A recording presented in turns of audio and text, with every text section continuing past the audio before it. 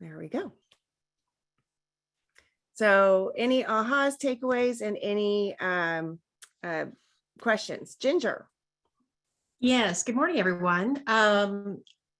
What I took away from yesterday that was probably of utmost importance to me, and I've been adding to my list today, was really the contact sphere. I had thought about it in terms of categories before, categories of professionals that I know that are good referral partners, but this gave me an opportunity to expand that list. And I now can go forward and do better hunting, so to speak, face-to-face, locally, and even on LinkedIn to connect with people that would be good referral partners for me in my business.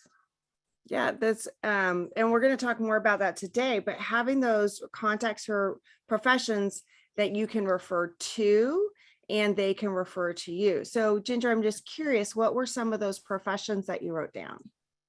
So definitely business coaches, SEO developers, web developers, other marketers, writers that do strictly writing, but need to have someone in their network that they can rely on for marketing information. Virtual assistants even would be a good contact for me. So yeah. Great. I like your list. Yeah.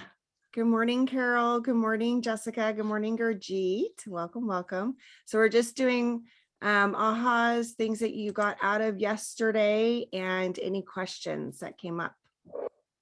So, and if you want to raise your hand by using the reactions, then it'll put you kind of in the queue.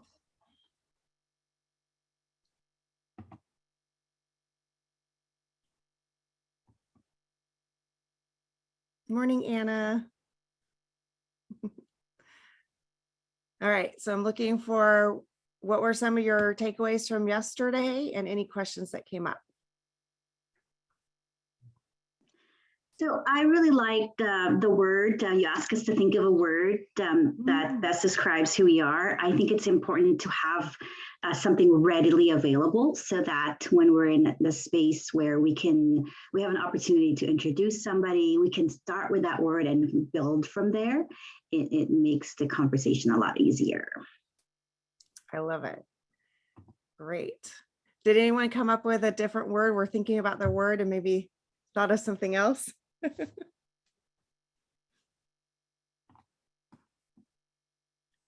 All right. Okay. Any other shares? I really liked your comments. If you have more time than business, then go network with as many people as you can. That really clarified things for me. Thank you. Yeah, just build the relationships. It's out there talking to people.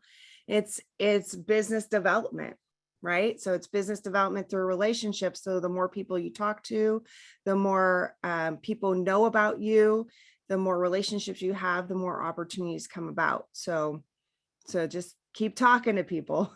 It's a good plan. Good. All right. Any other questions or takeaways that you want to share from yesterday? Sean. Yeah, I think one thing that, I know I haven't been able to take the other courses you were mentioning, but the whole emotionally charged in your business and your why. I think sometimes when you work for companies, you get sort of trained on their value prop and what they're about, and not so much why it's about you and what you bring to the table. And I think part of that's, when you're networking with people, you're always like, oh, what do you do? And you kind of like spew out the whole company vision as opposed to your vision. And so that really hit home with me yesterday, thinking about that. Yeah.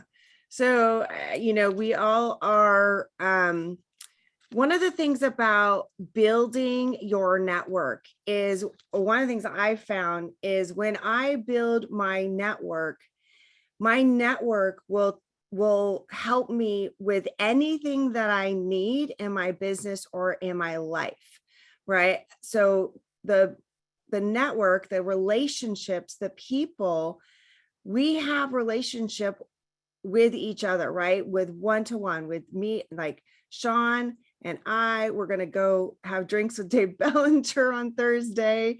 And so we're building that relationship, and those relationships will carry through even if we change professions or have time in our life where we step back or whatever happens. What I found is our network will help us with whatever we want, because these are people and relationships. And if we are only, building that network based on our role, then we are kind of nearsighted, I think. If we are looking at it as, you never know where those relationships will lead you. And one of the things that's happened for many of my clients previously is they will switch careers. They'll switch sales positions or start a new business. And the network and the relationships they already built will come to help them launch that next endeavor so much faster, right? And they know exactly who to call, because that will help them, because we can't do it alone, right? And when we have other people we can call, it can open doors for us. We can get great ideas for what our next steps can be. And it's just such a great resource. So yeah. So we want to build our network, because when we're building our network, I want you to think about it as your personal network, right? It's your personal network that you're building, and your focus right now is based on what your focus is for your business at this time. So you're looking at what is your service, your product, your service, who's your target market, and then who are those people who you need to know that you can collaborate with, right? That you can share in referral business with. So when we have those relationships and we are focused on that, along the way, we're going to meet some other really great people as well. So as we create those other relationships, here's what happens is we have a wealth of resources. So all those people in our network are resources. They're our personal assets, right? And we may find someone where we just click with them. We just think they're great. They may not be in our contact sphere, but we can keep them as a great person in our network. And they could become a friend. They can become a golf buddy. And they could be a great resource or connection for someone else in our network as well. So we want to look at those relationships and not just how they serve us, but how they serve everyone else in our network, right? So the value we bring to our network is our network, right? So the value we bring to our network is our network. Great. Gurjeet, what do you have to share? Yes, what I wanted to say was I so agree with what you said, Miley, because, when you build relationships or network with somebody just for the sake of business or just for the sake of financial or material gains, that's very short-lived. And plus, it's not a genuine one. It doesn't make you feel good. And you feel like, okay, this is just, very superficial. But when you build deep relationships, not only can you depend and count on them, but these are people, like you said, even after years, if you meet them, it brings a smile to your face and to their face, and they will go out of the way to help you with whatever they can, because they internally feel connected to you. Absolutely. And they know that, even though she's, not for the money, but she's just a good person and I like her. Mm-hmm. And that's the greatest, most rewarding kind of relationships we can have. And that's what makes life enjoyable, is having those great relationships. If we don't have those rich relationships, rich in in connection, right, then we can feel more alone, and we don't have as much joy in our life, I think. So it serves so many purposes to have a great network with genuine relationships. All right. I have a favor to ask. I would love to take a photo of everyone, if that's okay, just a group shot. So if you want to fluff your hair and put on a pretty smile, we'll do a little screenshot here. Ready? One, 2, and I love it. Look at Tina's got personality. Love it. Okay. Thank you for that. Okay. Any other You have shares? to in my profession.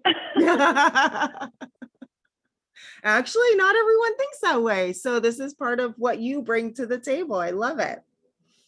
Okay. So I want us to continue to build relationship. So I'm going to put you in breakout rooms so you can have some time to talk to one another. And so if you haven't shared your word with that person, you can share your word. And so for the folks that weren't here yesterday, it's one word that best describes you, your personal best characteristic that you bring to your business. Okay, so that personal word for you. And then just something that you have been thinking about in relationship to building your referral business. So I'm going to give you 10 minutes. And I think I preset the timer, and if I did it right, there'll be a countdown timer at the top right of your screen. So let's see how many people we've got. All right.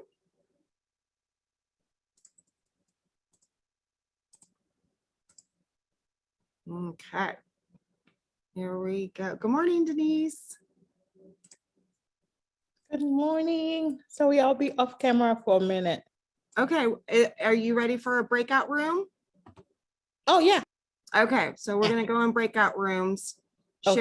Share your word and something you're thinking about with your referral marketing. And you got 10 minutes. Here we go. Wait. Mm-hmm.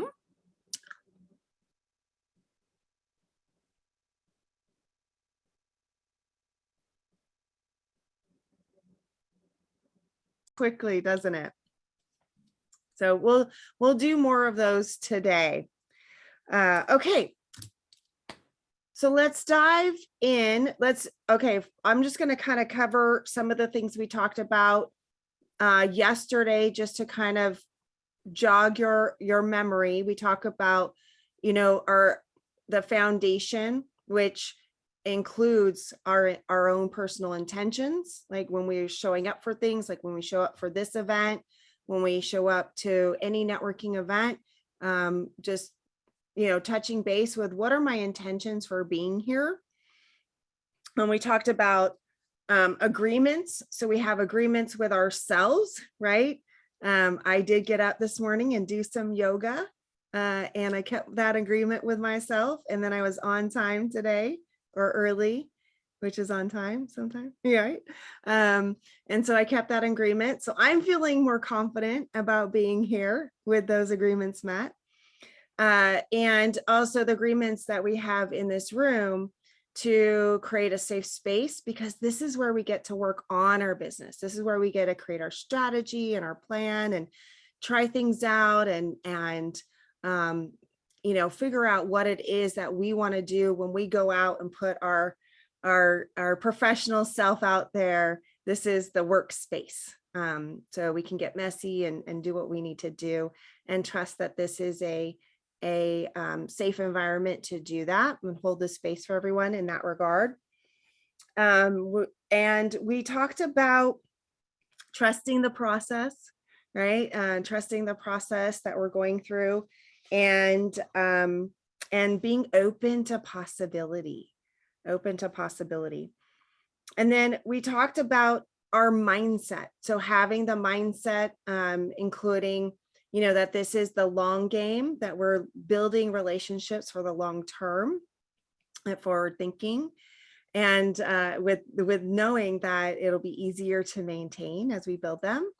And we talked about the mindset of the law of reciprocity, about giving and being able to give as a way of earning that trust and building those relationships. And when we want to receive, we need to first give. And there is obviously a page in there about the law of reciprocity is in there. And then the mindset of relationship, right? And bringing ourselves to the table and building a relationship that is both personal as well as professional. We know we want to build professional relationships, but when we can cross over to that personal, that's where the good stuff is. And then we talked about our referral network and the concentric circles, and how we want to really target those people that we come into the inner circle. So those were some of the foundational pieces. And then we talked about the second element, which is you. So several people have been through, Certified Networker or the Leadership URL retreat, where we work on that emotionally charged connection. And really, what is that why, and that unique value you bring to what you do, and it's really your connection to your passion in how you serve people, right? You show up a certain way in how you serve and who you want to serve, and there's an emotional connection there. And our messaging, when we are working on our referral marketing, is important, and when we can make that emotional connection, it's so much easier.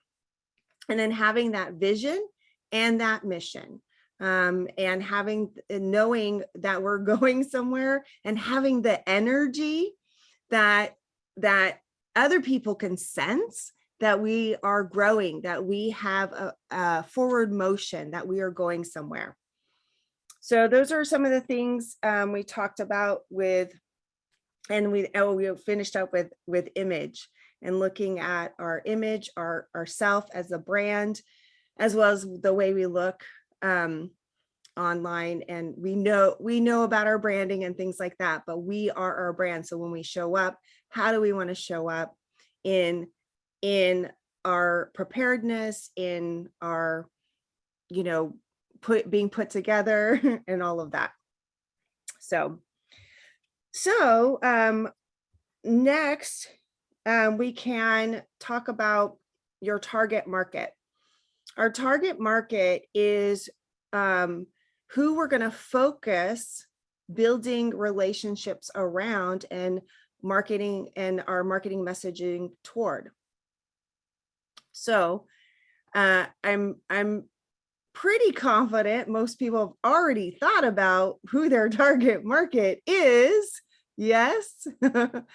So let's put down on, grab a note paper and start jotting out what are those characteristics. And actually, I think there's a page in the playbook. So that is, where do we have that? It's on page 11. So the first question on that page is, what's that one word? But then under that is the just a place to write down characteristics of your target market. So when we look at your target market, like, what are those characteristics? And when we can connect with more than just, a demographic, right? Which demographics are helpful. That's, age and location and, income level and or size of business, those kinds of things, right? But we can also look at the psychographics, right? So, what are their what are their interests? How do they think, right? How do they identify? right? So more getting into that character and characteristics of who they are. Because remember, even if we are targeting businesses, we are connecting with a person in that business. David Bellinger, what would you like to say? You have your hand up. You're on mute. David, you're on mute. Sorry, everyone. It's embarrassing. So my question is, so when you're talking about your target market, am I talking about my target market as like who my client is likely to be in my target market, or are we talking about like who I should be targeting as referral partners, or both? Great question. We're actually talking about the client right now for the moment. Yes, we're talking about your ideal client. Okay. Thank you. Because when we identify that ideal client, then we can also think about where do they hang out? Who are they also talking to? Right? Where can we find them? Right? Who else is talking to them? So it will, when we define our target market and who are they? So in other aspects of marketing, we can talk to them in certain ways. And then also thinking about, so when we are going to be training our referral team, we want to share characteristics about our ideal client so they can identify those people for us and talk to them for us, right? So we need to identify who it is so we can share that with our referral team. So then they can know if they're standing in the middle of a referral for us, right? Or they can actually be thinking about who they know and connect the dots and be proactive and say, oh, I'm going to call that person because I think they might be a great potential client for David Bellinger, right? So we want to identify that so we can share that information, and it's also going to give us focus on who we want to build in our referral network and other ways that we're going to talk about our business and share that to train our referral team to find us those great clients. Okay. So one of the things that I see a mistake that a lot of business owners make, and it's just, I think it's just our human instinct to survive, right? Is that we make our target market so big because oftentimes we're like, well, I don't want to like close off any possibilities, right? So we're like, oh, I can help anyone in the world because I'm on Zoom, right? So, right, Ginger. Yeah, I talk to my clients about this. This is part of my discovery process with them. And I'm always amazed with how they haven't really drilled down into what ideal means. I mean, y'all know what client or customer means, but the whole idea of ideal kind of, I don't know, it just flies out the window somehow.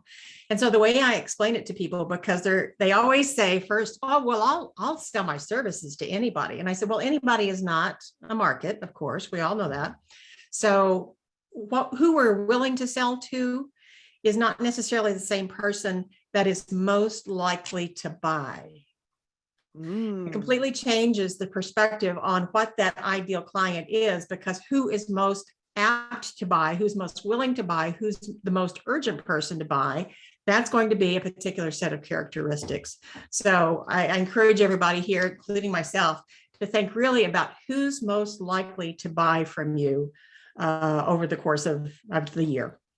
Absolutely. Yeah, thank you, Ginger. And Ginger is a fellow marketing professional, so she's a good person to toss these ideas around with as well. So she's a marketing consultant. She does all kinds of great things for business owners in their marketing.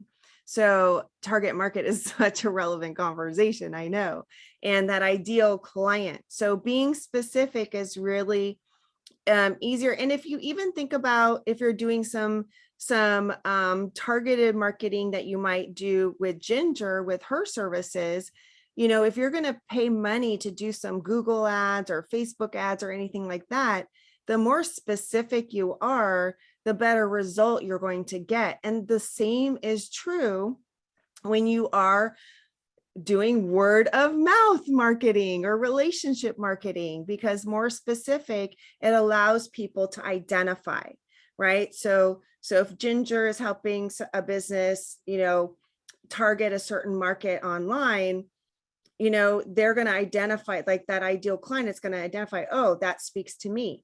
And when we are speaking about our business, right, and when we are sharing about our business, our referral network is going to identify, and our target market is going to identify.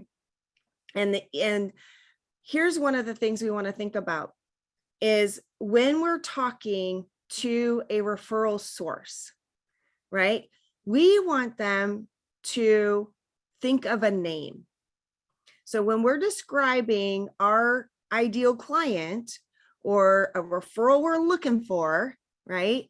This would be a great referral for me. We want them to think of a name, right? We want them to think of a person. If I am, you know, a chiropractor, right? And I say, I love, you know, referral for anyone with a spine. You're like, well, I know some spineless people, but other than that, the world it's too overwhelming. I can't think of one specific person. It's too overwhelming. Everyone floods in my head. Like and then there's no one.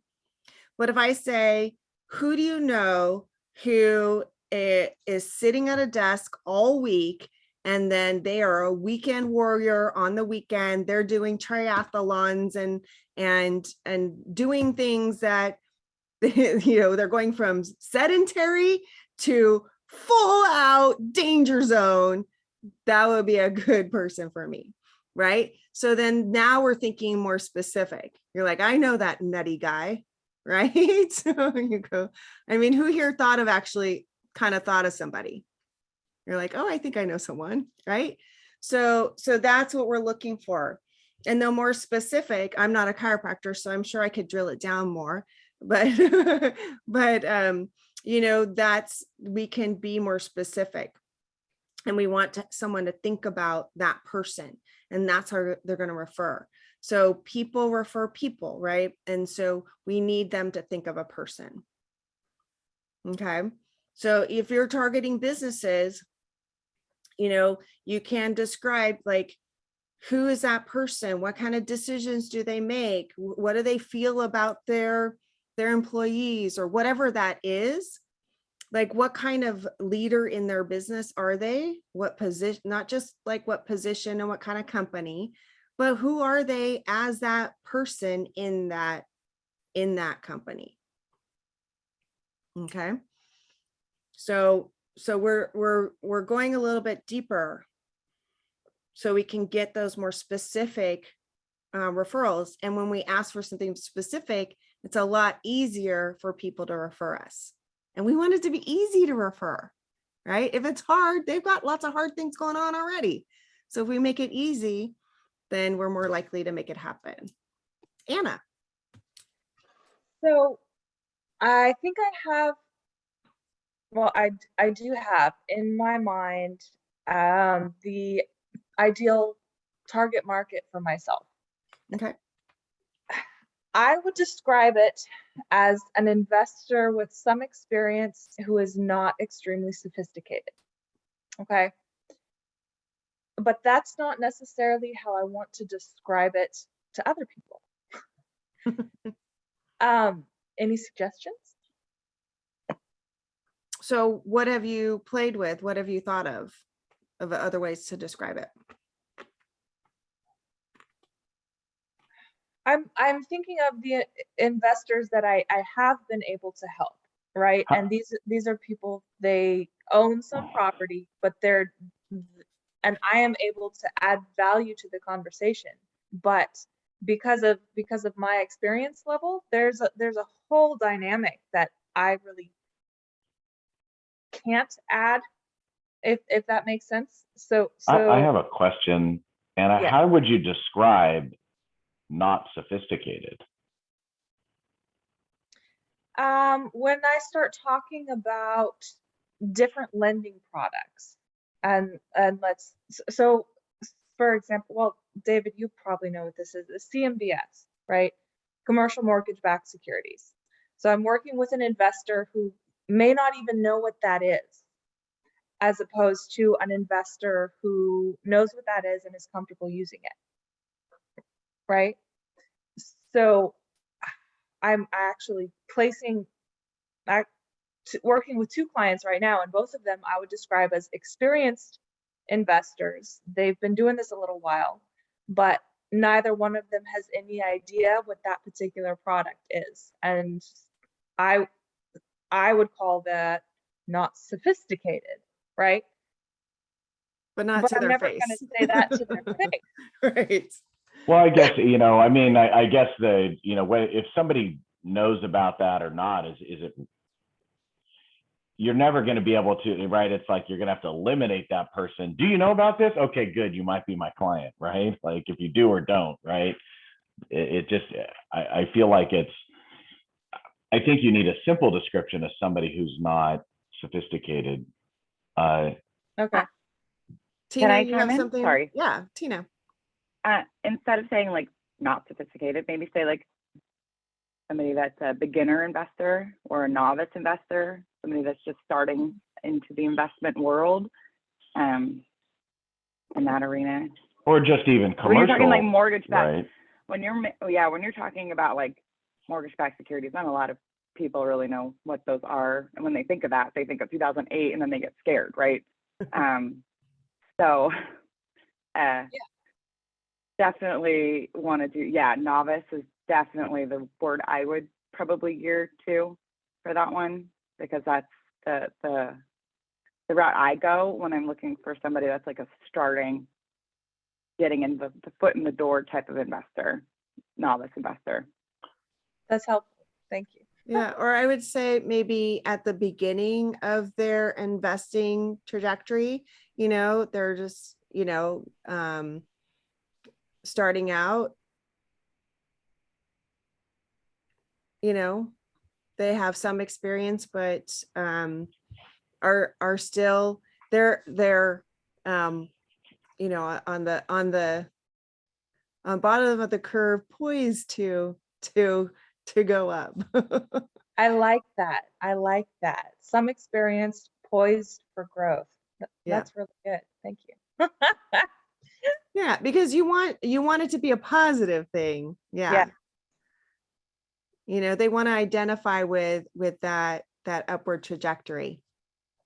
The bottom of the learning curve. Right. Or the profit curve, right? The financial freedom curve. Yeah. Denise. Yes, my one question is, I mean, products and market change. Is this a common product that doesn't change that everybody should be knowing, or is it a new product? Because I don't know if I will identify someone as not, experienced if it's a product they don't know. It is a product commonly used by investors that are highly experienced, that are very sophisticated, but it is a very bulky, difficult, potentially financially dangerous product to use. That's a little more, it's more risky, right? Which that's part of being an investor, is taking those risks, right? If you look at the actual definition that the SEC puts out, as a highly sophisticated investor has to invest in any type of mortgage-backed security. So that's the actual investor category that would go in that bucket. Sorry, my child is having a meltdown in the background. I'm going back on mute. I like that. Some experience poised for growth. That's very helpful. Thank you. Because this is these are conversations that I'm having with, other people, associates at Slack Capital and other, the lenders that I'm talking to, and we're saying, and, this just happened not too long ago. I'm working with an investor and my associate suggested CMBS. And I said, well, they're not really sophisticated. Okay, well, then we'll look at a different product type, right? So these are words that are being used internally, but I'm never going to say that to a customer. So how do I describe that in a positive way? And you just helped me with that. So thank you very much. You're welcome. And that's the benefit of the mastermind and the brain trust is and having somebody else to talk to and bounce the ideas off of. That's exactly what we're here for, is to work on the business and talk it out so we can get the words. So when we're out there promoting our business, we have the words to use. Beautiful. Good work, everyone. All right. So do we have some good ideas, or your brain's churning on how you want to describe your ideal client? And hello, Desiree. Good to see you again. Aloha. She's on Hawaii time because she's in Hawaii. So we're talking about target market. So what are your characteristics? And then the next question I pose is, how do you uniquely relate with your target market? Okay, so this is again going to our emotional connection. So how do you connect and relate with that person that you want to be serving? Right? So what is it that you bring to the table that is helpful for them? So for example, part of what makes me uniquely valuable is I was not a natural networker, right? And I can help people develop their skills around building relationships, and what I teach other people is what has been proven to work over and over. But it's something that I've used. So it's not a theory. It's not something that I just, read a book about. It's something I've lived. And so I have that experience that I can bring to the table, and I continue to have the experiences because I continue to practice what we're doing here. Right. So the unique value I have is I understand not always being confident. I understand,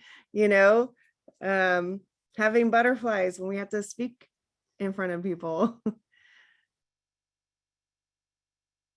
and all those things. So how do you relate to your ideal client?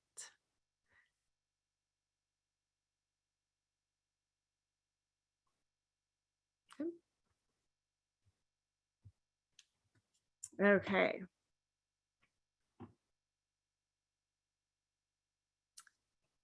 So let's talk target market, and I'm going to put you in breakout rooms again. You're going to have 10 minutes to share about your target market. So share, what are some characteristics? So describe that person, describe your ideal client, and then see if, you can help your partner and say, hey, well, tell me more. I have a question about this. Is it this or that?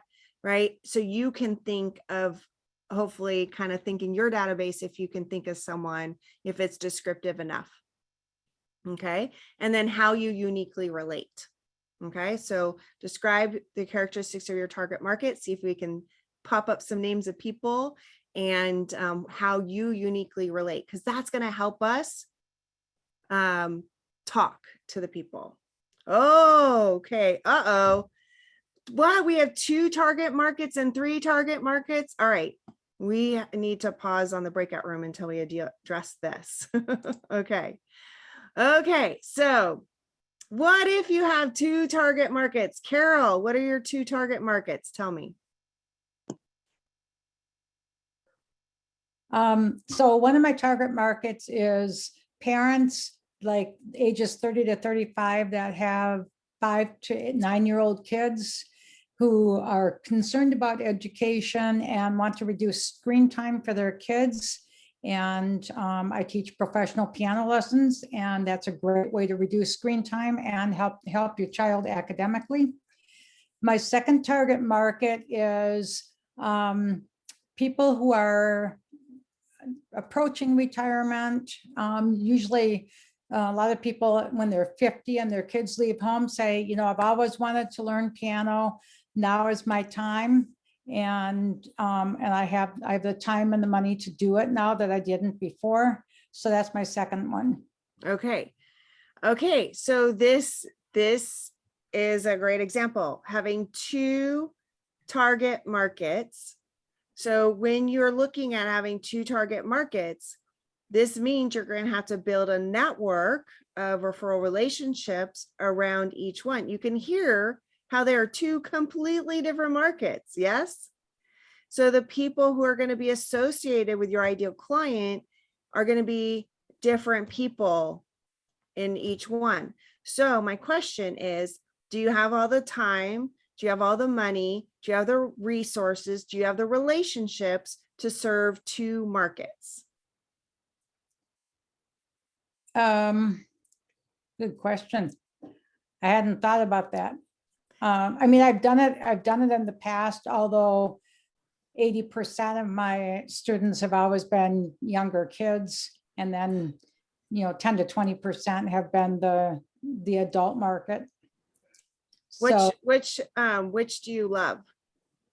well, I love the adults because they bring something different to they're there for their own reasons. They're not there because their parents think it's a good idea. And they bring more life experience to the market, but yet I strongly believe that, and the research shows that kids get the most benefit from it if they start between like 5 and 7.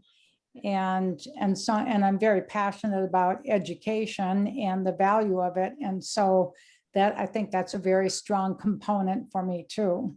So it sounds like 80% of your business is coming from that target market. It sounds like you have a real passion and a mission towards. I hear mission when you talked about the kids learning. Okay. That's really powerful, Carol. Okay. And then we can have the other one be kind of your secondary and your fun, right? Because you deserve to have some fun. Yeah. So for the purpose of today and this weekend, I would focus on one, and I would probably focus on the kid because you have a mission there. Okay. Unless you feel like you've got that dialed in and you've got enough referrals flowing in and you want to, you know, focus on the other market. Yeah, it probably makes more sense to focus on the one that historically has given me 80%. So makes sense. And the mission mindedness. Yeah. And then there's also, you know, because if we're, you know, when we talk, you know, a little bit later, when we talk about networking, you know, that you could be in two completely different networking types of environments for those two different markets. Right. Yeah. And then you can know, okay, if I'm going to this event, I'm going to be focused on this market. If I'm going to this event, I focus on this market. Yeah, absolutely. Thank you. That helps. There you go. Some clarity. All right. About Tina's 3 markets. Tina's 3, and then Denise up the ante with 5. Oh my word. I'm going to strangle you, Denise. I'm going to reach through the internet to Texas and get you. Okay. Tina, tell us about your 3. Well, after hearing what you just told to Miss Carol over there to my right, I don't know if she's on everyone else's right, but she's on my right over here. I kind of just eliminated 2 of them. So I just made my own one in the middle. So we now have 1. But I did kind of like do it in a nice way that it's like right down the middle. But I just have 1 now. So I'm good. Yay. I did it myself. Just off of what you just said. Perfect. I Awesome. evaluated on my own. Good job. And Denise, my friend, what are we going to do with your 5? We already have talked about what your 1 is. Yes, there's the one, but and then there's the others. So I do focus on the 1 now. So my goal is to develop the 1, meet that goal, serve that. But then it's hard to ignore the other ones when I'm really passionate about. Like I would love, in terms of business, help younger, because I feel like I wish I knew what I know now when I was younger. Learning how to build a business instead of just go to work, and now 45 just trying to get over it. So if I can address some of that with the younger adult, and then teaching them how to do savings and let the money grow when they're young, because I see when I plug in some of those numbers for the younger clients, I mean, I have to say I'm jealous. Hey, shoot, should have started when I'm early. So trying to divide that. And then there's the business owners. I want to help them out too. So those are just the extras. So I will work on something for them, but for now I'm focusing on the nurses. Okay. So I am focusing on the main one, but I'm trying to keep what I'm doing now for the main one, so I can duplicate that on, like you say, when the money starts coming for the other market. Right. So one of the things is if we have multiple target markets, it divides our efforts, right? But if we can focus on one, it's much stronger. We're going to develop that faster, right? Because you're going to be having to develop different referral relationships, different marketing, different messaging, right? And different conversations for all of that. So focus on the 1, and by identifying it, and you know what, do the exercise where you write out the different things. So when you find yourself in a, position where you are in, the right environment, you have the words and you can share about that target market. Okay. So write it out so you're prepared, but I would focus your time and energy on the 1. So you get results faster, and then you can start to branch out, like you said. Oh, that, you know what, that solves it, because it's the feeling of, I don't want them to be, missed out either. But if I work on it, have it ready. Yeah. So preparation meets opportunity, and I won't be like, oh, let me change that word in my head. Yeah. And I don't even speak English that well, so it takes a while to pick up words. Yeah, so that's great. So one of the things I said yesterday is, yes, we're working on the 8 elements, but we can think about it in 3 chunks: mindset, preparation, and teamwork. So this is the preparation part. Okay, Gurjeet. So I'm a little bit everybody seems to think that theirs is a unique problem. But, I'm really struggling because I have to put an advertisement in a resource guide that's going to be placed in OBGYN's offices. Okay. And my message should be, I don't know whether to gear it to the OBGYNs, whether to gear it to the pregnant women, or to make a little mixture of both of them, so it serves both the audiences, both the target. So who reads the periodical? The periodical is supposed to be there at the office to be read by the women who are sitting in the office, but the OBGYNs, obviously, if there's something there, it's not like they won't know or they're not going to look at it. So if the readership is for the women, I would say speak to the women. The OBGYN is going to see that they're going to identify with their client, which is a shared client with you. So they're going to look at you as a fellow expert who's serving the same market and speaking to the same client. Got it. That I've got my answer. Thank you, Maggie. You're welcome. Fantastic. Good. Ginger, do you agree with me? I'll just ask my fellow marketing buddy. Yeah, I think it's very astute advice, is just to concentrate on the person who ultimately is most interested, and follow the money. Yeah. If it's the patient that is paying you ultimately, or most interested, if this is a publication, I'm not sure what it is that her business is. Definitely just be writing for. Ginger, 1 second. My business is prenatal education, and it's for the pregnant women. And this resource guide is going to be at the OBGYN's offices. And I'm assuming that when women are sitting around waiting for their doctor's appointments, they are going to flip through the resource guide and look at it and come across the service that I offer. Yeah, absolutely. Yeah, you're targeting the right market then, the patient. Yep. All right, good. Okay, any other questions about target market? Ready to share with a partner in a breakout room? All right, now we got some clarity. We're gonna do some breakout rooms here. Ready? And you get 10 minutes. Okay, here we go. And go.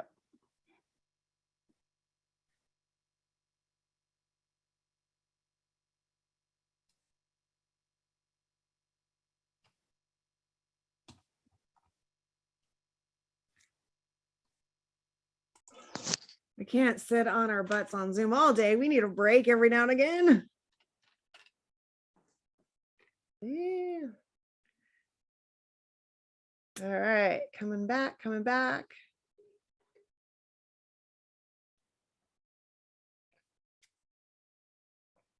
Okay, we are going to talk about who we can build great referral relationships with, who can send us those amazing ideal clients. We just figured out who they were.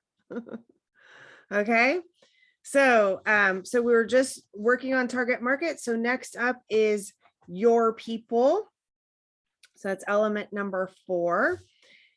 So when we look at network, I like to chunk it into 3 types of network. We have our information network, so people we go to for certain information. You know, they could be mentors in our industry, they could be subject matter experts. It's knowing who in your network has information that could be helpful for you. Like if you're like, gosh, I don't know about, if I'm going to hire my first employee, what are all the things that I need to think about when hiring an employee? So who am I going to think about in my network to ask, okay, so what are my first steps? What do I do? So this is about organizing your network in your mind, but also physically, if you can, in your CRM or wherever, but having an idea of who you can go to for information. So oftentimes I feel like people just know all these people, but they don't really organize where these people go. So one part of our network is our information network. So we have our information network, we have our support network, and we have our referral network. So I didn't put the diagram in the playbook, but maybe I will next time. But you can imagine, what do they call those? A Venn diagram with 3 circles that overlap, like part of the Olympic thing, but not really. But so the 3 circles kind of overlap. So you have our information network, our support network, and our referral network. And the referral network is the one that we looked at with the concentric circles. So those are kind of diving deep in that, but they overlap. So sometimes people are in our information network, they're in our support network, and they're in our referral network, or maybe might be 2 out of 3. But it's just good to kind of look and think about, if you just went through like your contacts on your phone or whatever, and just kind of categorize them. Okay, is this person information, support, or referral network? And they might be 1, 2, or 3, right? They could be 1, 2, or 3 of those things. So it's just another way to think about your network and organize your network, because when we have more organization in how we think about all these amazing relationships that we're building, then we can access those resources and those assets when we need them. So when we in Certified Networker, we actually have several worksheets and things like that we work on, like brainstorming who these people are and some things. But just to start thinking about categorizing, would this person be information, support, or referral, or some of all of those?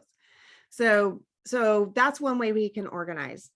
Then, of course, we're looking at contact sphere, power team, and then referral partner, bringing those within the referral network, and where within that network do they fall, and where do we want them? Okay. And then from that, we want to hand select a working list of our top referral relationships, our top 12, if you will. So there is a worksheet in the playbook. So that is, so actually, if you look at, it's page 13 or 12, depending on, if you're looking at your PDF or if you're looking at the page number 12 or 13, there is a sheet that says Power Team and Referral Partner. And then the following page says My Referral Team. So you can start thinking about who are those top referral relationships. So when we're identifying those referral relationships, okay, there's a thing on here, you see it says VCP. And if you are looking at the qualifications, then you can see that it says already have a credible relationship. So let's take a moment and talk about VCP. So VCP is visibility, credibility, and profitability. And hi, Deborah. I'm glad you made it. I think Deborah's on a plane flying and she's still here. So hi, Deborah. Hi. Welcome. Thank you. On a plane, but trying to doing it all. She's doing it all. All right. So we're talking about visibility, credibility, and profitability. These are the 3 phases of a referral relationship. So visibility is when you know the person's name, you know what they do, and you can recognize them when you see them. Okay, so that's visibility. And because we're talking relationship, you need to be able to recognize and know that about them, and they need to be able to recognize and know that about you, right?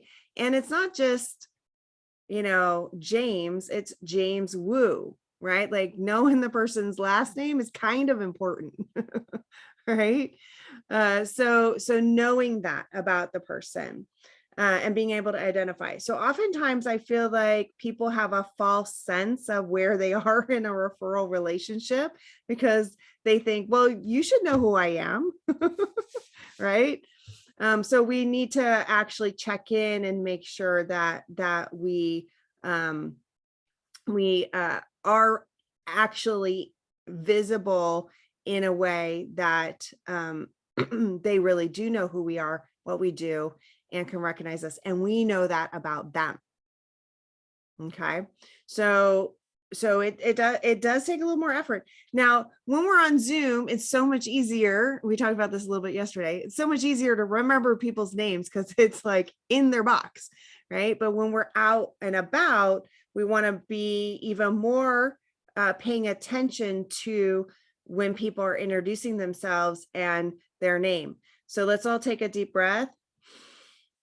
Let it out and have that presence in ourselves. So we have the presence to listen and take in their information so we can learn about them and who they are and retain it. Okay. So we're going to remember who they are. And we can help other people remember us by repeating our name. So it's Miley, I'm back, and I'm excited to be here today, right? So when we're doing introductions and things like that, remember to say your name, especially someone like me. I have for Desiree, it's commonplace in Hawaii, you see Miley everywhere, but on the mainland, it is less common. So I want to say my name more often so people can understand how to say Miley. Okay. So when we repeat our own name, it's very helpful for other people to remember our name. We're doing them a service, and it's helping our visibility. So we want to, first phase of a referral relationship is to get into visibility, because think about it. If they don't know your name, it's really hard to refer you. If they don't know what you do, it's really hard to refer you. Okay. So we want to get into visibility. Then we build into credibility. So credibility is the bulk of most of our referral relationships are going to be in that credibility phase. So we have visibility and we have moved into credibility. So now trust has been established and expertise has been shown. So I find you referable, you find me referable. We're in a credible referral relationship. And maybe we're passing referrals. Okay. Or maybe it's like, I know that when I have the opportunity, I will be referring you. And checking in and knowing if we have that. So one of the things we can do on our one-to-ones is to say, hey, what's one thing that you would like to know about me that would help you feel more confident and comfortable in referring me? Okay. And if they say, I know everything, you're amazing, you're my number one gal, right? Then you're like, yay, okay. But if they're like, oh, well, I have a question about this, then we can answer that and we can move to a deeper level of credibility. Okay. So it's a really important question to ask. Is, what's one thing that you need to know about me personally or professionally, about my business, anything about me that would help you feel more comfortable and confident referring me? Okay, then we can ask that. And then hopefully they ask us that back so we can find out more about them.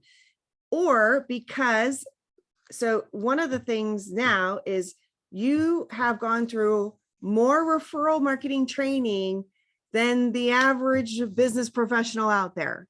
So you can take it upon yourself to extend your leadership in your business and lead this referral conversation to say, hey, I really think I could be sending you more business. I really like and respect you and would love the opportunity to refer you. And I have a couple of questions or one question or whatever it is that would help me be able to refer you. Can we talk about that? What do you think they're going to say? If someone asked you that, what would you say? Let's talk. Okay. Absolutely. Okay. So we can lead the conversation with that. And then if they don't ask it back, we can say, what do you need to know about me? And get them to think about it and ask. Okay. So we can lead that conversation. Okay. So that's an easy tool, a question and exercise in a one-to-one to develop that referral relationship. I know people were asking, how do we develop that referral relationship? That's an easy tool to use, because as we get into some more of the things we're going to talk about this afternoon, you're going to find out even more things that you can actually share and talk about to have those really productive referral relationships. So you'll be able to lead those conversations. So we want to get into credibility. Credibility is where referrals happen. Typically, you don't get referrals in visibility. If you're in visibility and you get a referral, it's probably because you're associated with a brand that is known. Okay. Like, for example, I am right now wearing a Mary Kay eyeliner, or not eyeliner, eyebrow pencil, right? My eyebrows are so blonde that even penciled in, you can still barely see them. But so if I didn't know, so what happened a while ago is my Mary Kay gal retired and left the state. And so I was without a Mary Kay gal. And of course, there's lots of them around. So the next one I ran into, I'm like, I need some eyebrow pencil, right? So I didn't need to really be in credibility with her in order to buy from her, right? Or even refer her, okay? Because the product. But if you're selling something like financial services, okay, it's you definitely want to be in credibility in order to earn that referral. Okay, so the final phase is profitability. Now, profitability doesn't mean profitable in your business. It means profitable in a referral relationship, because that's what we're talking about. VCP process is your profitability in your referral relationship, is the referral process. So profitability is where you are proactively working on referrals for one another. It is reciprocal. So you're giving and receiving with that one person. And the thing that takes it from a high level, credible referral relationship into that profitable referral relationship is when you get consistent at it, where you're consistently referring business back and forth. Okay. And that's going to be probably only like 1 or 2 people are really going to hit that inner circle. That's that referral partner inner circle in that referral network, right? That's going to be only a couple people that you will be in such a great flow with. And most of them are going to be high level credible that are at that power team, high level power team that are right there near the inner circle. Okay. You don't have to have 20 referral partners, when we define it that in depth. Okay. If you've got 1 or 2, that's great. And here's what I know, what I've experienced and I've seen my clients experience over and over. To build that referral partnership relationship, it typically takes a minimum of 3 years. Okay. Now, it doesn't mean you can't get referrals before 3 years, right? So most of my clients in the first 3 months of working with me, they quadruple. That's the typical thing that happens. They quadruple the amount of referrals they receive. So we can get referrals from all phases, okay? But when we want to build that, because we have the mindset of the long term, we want to build those really quality referral partnerships that we're going to be buddy with for life if we can help it, right? Because then it's easier, right? The training process of developing those referral relationships takes time and patience and multiple conversations, which is great and fun and enjoyable. And once we get to that partnership status, it just is easy and it's fun and it just makes life. And we can go play golf. Okay. So, or whatever that fun thing is for you. Okay. So that's what we're working towards, is getting some key folks towards that inner circle. Okay. And here's the relief. If you don't have people, it's okay. Okay. We can still get referrals going and we can work towards that. And just know, most of us have been on the planet long enough to know that 3 years can go by kind of quick. Right. So we want to put the time and effort into it now, because it's going to pay off really great for us. Okay. Okay.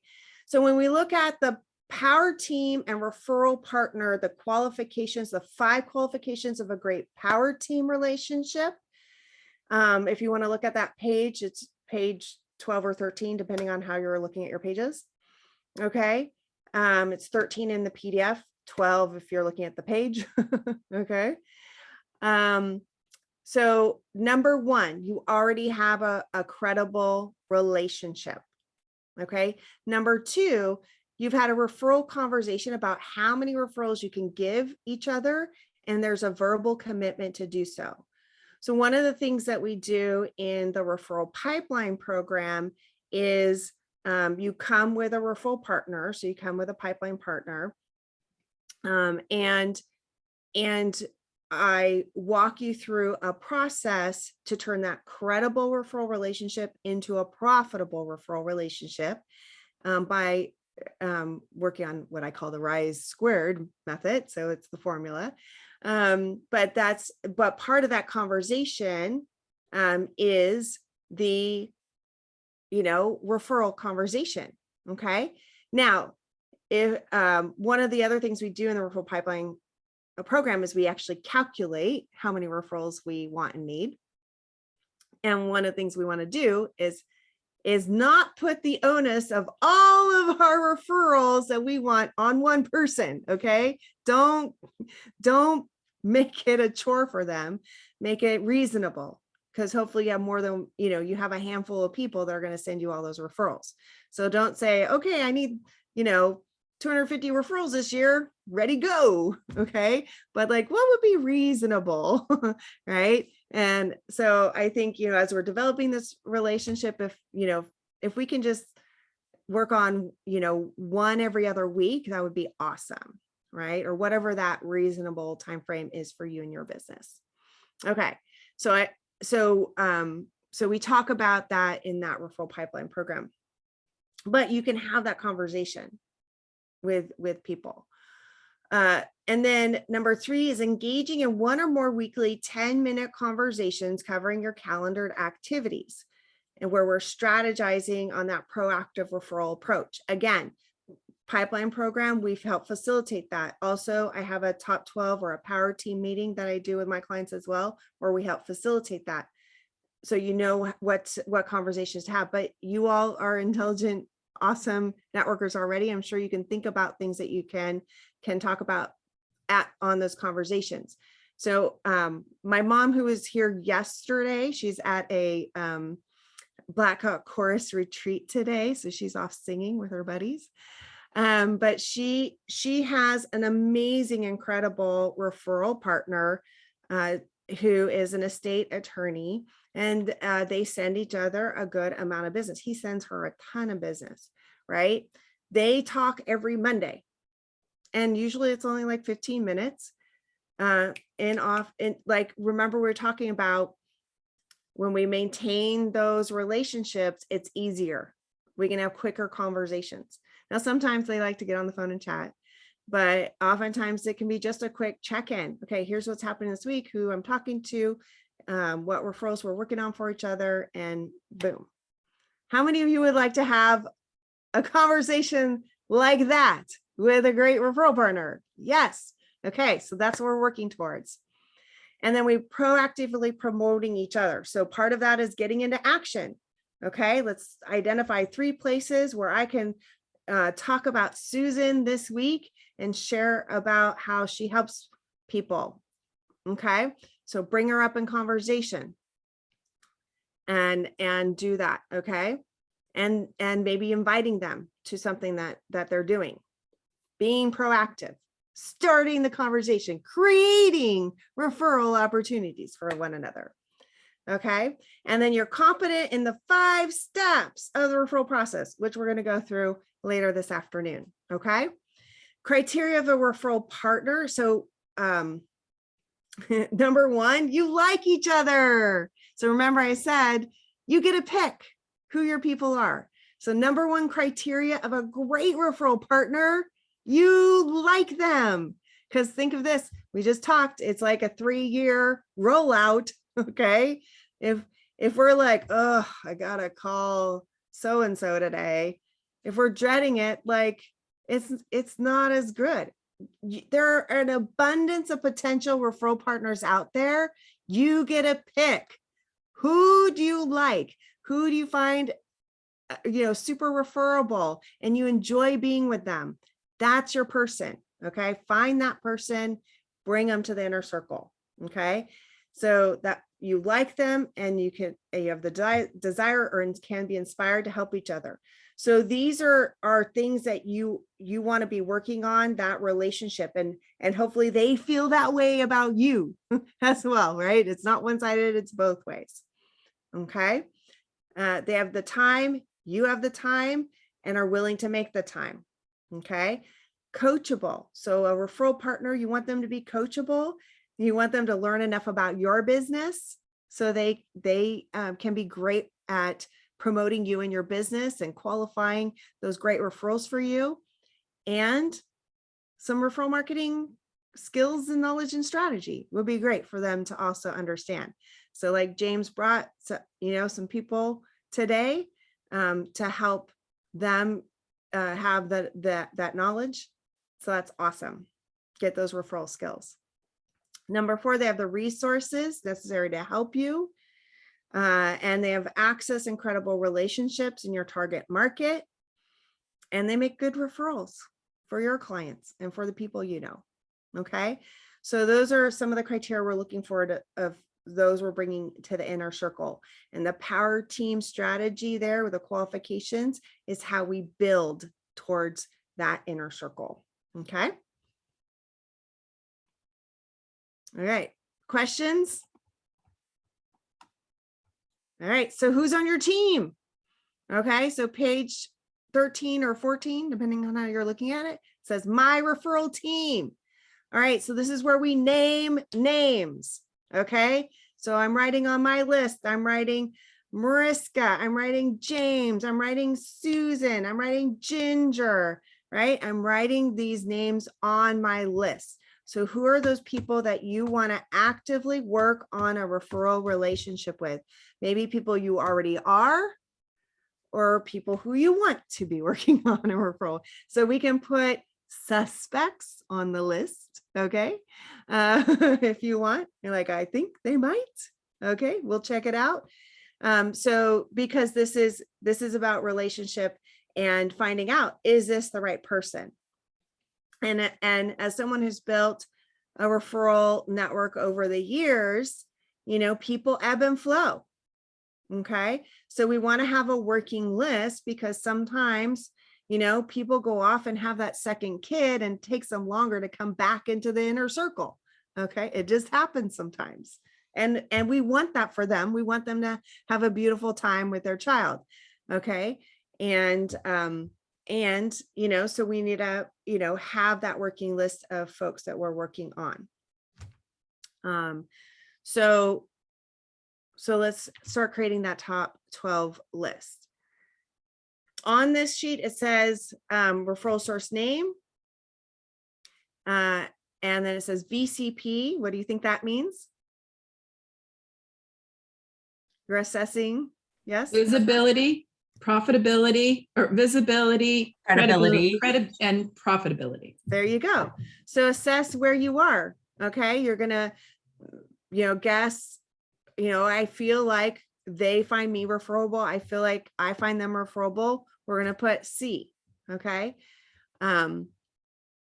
So just kind of gauge where you are in that referral relationship. RG. So remember, we're going to do the law of reciprocity. So RG stands for referrals given. So what are how many referrals have you given to them? Okay. RG is referrals given. That's how many you gave to that referral source. Okay. And then RR, that you can figure out what that is, referrals received. Okay. So typically we look at this for 6 months. You could do 6 months, you can do a year, you could do from the start of the year. Just, you could make your own time frame that you want. Anna. So when you're talking about referrals given, does it have to be business referrals? So a banker, and let me refer someone that you can help them with a loan. Or can it be, hey, you and your wife are looking to buy a house, let me connect you with the realtor, and he goes and the realtor helps them find a house. Or the banker, I connect them with a resource for their elderly parent with dementia. Do those kinds of referrals count? Those count in building the referral relationship and putting deposits in that referral relationship. When you give that banker business, like a loan, right? Your example, that is a referral, okay? Because that's going to be to, for their business. The other things count as relationship building. We want to do those things and it's still a give. But what we're really tracking is that business that we're sending to them and the business they're sending to us. Okay. All right. So that's for this sheet. Those other things count, just we're getting down to the brass tacks here. Okay. And then 1-to-1 or 121 on the sheet stands for 1-to-1. So that is, okay, just checking in on, your 1-to-1 status with them. Do you have a recurring monthly meeting, a recurring weekly meeting? When's the last time you had a 1-to-1? When's your next one scheduled? Do you need to reach out and schedule one? Okay, so we want to look at that 1-to-1 status because we need to have the 1-to-1 conversations. Okay, and if you can get it where it's consistent, whether it's even just monthly to start with, a monthly conversation on the calendar, that's a great place to start. Okay, you don't have to start whole hog and start on the weekly, right? You can warm them up to it and just get, if you can get a standing monthly time on the calendar where you're 1-to-1 with them, that's great. But whatever that is, we want to check in that we're doing 1-to-1s. And then the action steps, we're going to talk a lot more about what actions we can be taking with our referral partners, our referral team folks, referral sources that we're working on referral relationships with. Okay, so who's got a list of 12? Who's got? All right, so we got 8 from Tina. All right, Ginger, you got a handful there. You got 4, 5. Okay, awesome. All right, Anna's got 9. All right, so, all right, Desiree's got 7. Deborah. Oh, I was going to say that I have my list of 12, but remember I'm on a plane. So I just wanted you to know I'm all in on this. Okay. And I do have my list, so. Yep, that's right. We understand your limitations today. Okay, and we appreciate your dedication to being here while you're traveling coast to coast. Okay. I'll be able to get to a spot in about an hour where I'm not on a plane in transit. Okay. Awesome. So the first few are fairly easy, right? We can think of 1, 2, 3, 4. Usually it's when we get into 5, 6, 7, 8, or 9, 10, 11, 12. We have to really stretch our brain a little bit oftentimes, is my experience. Okay, but just build towards that. And you, like I said, you can put suspects on. So if you're in a business referral group, or you're in a chamber group, or you're in a professional association group, can you think of some people there that you're interested in building a referral relationship with? You can put them on the list, check it out, and then if you need to scratch them later and put somebody else on, it's your list. You just put a name down, work on it, and then keep updating it. Okay. Who's excited? Woo! Okay. It's coming together. It's coming together. All right. Any questions? Okay. Taking it a step further. Oh, yes, Anna. Questions. So in creating this list of 12, you've said it's okay to put names of people that you may not necessarily have the relationship with now, but you would like to develop that, Mhm. right? So one of the things that, because I am, I've been doing this a relatively short amount of time, right? So then when I engage with a potential referral partner who's been in the business 20 years, 30 years, they already have relationships established. Mhm. And I understand I'm not gonna supplant those relationships overnight, right? Right. But I would nonetheless very much like to try, but I'm not sure if you have any thoughts on working with people who are so experienced that they already have a lot of relationships in place. Absolutely. So, um, Can I make a comment on that? yeah, Tina. Those 20, 30-year-long relationships, they're going to retire soon. So Some of you them being a could young retire. and up and comer, just be persistent, find something that's going to make you stand out and be noticed, be different than the other people in your market, in your arena, and then build that relationship and that connection with the person that you're trying to refer with and network with, and just be different. Just that's how I do it. I mean, I'm younger than most financial advisors out there. No, I mean, and I'm also a female, so that also puts me a little different already. But you just have to like be a little different. You got to find something that's going to set you differently than everyone else. So as many of you know, my first career was in real estate, and I've experienced this, right? And now that I've been networking for over so many years, I'm not going to say the number. One of the things, like, I remember being new and being in your position, Anna. And one of the things that I remember some people saying to me is like, oh, like, I had a lot of people say some positive encouragement thing. Now I had some other people who were like, you're like, they dismissed me because I was young and whatever. But a lot of people, you know, really were rooting for me. They're like, oh, you're going to do great and da, da, da. So know that there's a certain energy to someone who is newer and younger and hungrier, right?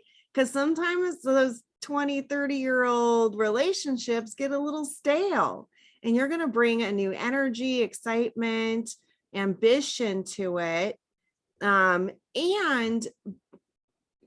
sometimes those 20, 30-year folks get a little complacent. They don't stay sharp. They just kind of do what they always have done. And, they become kind of irrelevant sometimes. So you are, younger, on the cusp and all of that. You've got that great energy. And you've got the trajectory, right? So they may also place you with someone who, so they may think about you for that young and up and comer person who you can grow with, right? And which is kind of your ideal client. I have experienced that too, as meeting somebody. Let's have a 15-minute phone call. Hey, I'm retiring, but who do you want to talk to? Here's somebody you should know. Then I meet him. Then, hey, I'm going to retire in a couple of years. Why don't I introduce you to my younger partner? So I experienced that. Yeah. Great. Deborah, you have something else to share? As she's walking through there. Yes. So I've utilized this technique, and it's had tremendous results for me in my business. So what I do is I have one particular person that I've shared a lot of time with to think about referrals, but I have a few other people that I do it with as well. And what we do is we get on a call, a short call, And during that call, we think about and we name 2 or 3 people that we are going to reach out to for each other. We reconnect in 1 week. And if it didn't pan out, we give another list of 2 to 3 people. And it's that accountability thing, because we're giving them the name of who it is we're thinking about, and we're connecting for a very short period. This doesn't have to take a lot of time, but you stay in each other's head. And I've gotten some great referrals out of it, and I've been able to give good referrals. And sometimes you may give 2 names in 1 week that you're going to refer, and they can't use the service, but you're coming back again. Mhm. So for whatever that's worth, I share that. Absolutely. Deborah, is that oh, did she go away? No, I'm ask here. your question. I'm here. Is I'm that a here. local group that you just get on the phone with, or is that a regional, national group? No, it's when you say local, yeah, these are referral partners in the Bay Area. Okay. Yes, Well, not in my, I have a local chapter that I network with, but it's not necessarily in my local chapter. It's with other individuals. And my plan is to focus on some non already network individuals who have given me business, and I'm going to add that to my list of people to refer to. But it's amazing if you just spend a few minutes and say, okay, I could think of 2 people right now, and you write it down, and because you're doing it, they're going to be thinking of it for you as well. And then you get back and both of you are thinking, and even if you say that name, sometimes I'll get off the phone and make the call and call them right back. And so it's a great way to grow your business using that particular technique and method. yeah. Thank you. That's great. Thank you, Deborah. That's a good real life example of what we were talking about on that 5 qualifications, a great power team. Number 3, that's example of that proactive conversation, right? And we're going to identify 2 or 3 people, reach out, come back, see how it went. And one of the things that happens when you do that is you learn how to talk about each other, how to bring each other up in conversation. And then you talk about, oh, so I was in this conversation, they asked me this, I wasn't sure how to answer that. So then you get a little bit more education, and then you have a greater understanding, and you're collecting all this knowledge about how to talk about them, how to answer questions about their business, and you become a better referral partner for them, a better referral source for them, because you're learning by doing, and they are doing that for you. So they're learning, and they're getting the questions, and they're having to learn how to talk about you and your business. So it really, builds up that skill of that referral partnership, right? That referral partner. Yeah. There's a lot to be done in the doing, a lot the benefits of the doing. So if we go back to page 11 or 12, 11 if you're looking at the page number, 12 if you're looking at the PDF page, the last question there says, what are the benefits of being your referral partner? Okay, this is kind of what Anna's asking, and I think Gurjeet was asking that yesterday, right? So what are the benefits? What are they going to say yes to us to want to be our referral partner? So what do we bring to that referral relationship? Why would they want to be our partner? So who's got some ideas of what your answer is? Why you? Mika. Because they know you well and they trust you. Mm-hmm. Yeah, because they like you and they trust you. Definitely. What else? Deborah. Well, you're in a similar contact sphere, and you have a great opportunity to be able to give significant referral business to each other. That's very significant. Right. So you have access to and relationships with their potential clients, their ideal clients, right? So you have potential to send them great business. That's a reason to become a referral partner with you. Gurjeet. Yes, and if you're able to offer something to their clients, which will put them in good light, like for example, their clients will say, thank goodness Dr. So-and-so referred us to these classes. We're so happy. He's such a great doctor. And they praise him for something that, will benefit his clients, even though he's not directly doing anything. That might also help you. Absolutely. So when that referral source refers you, you make them look good, right? You are increasing their value to their client by you being an extension of the value they're bringing. Okay. Awesome. Very good.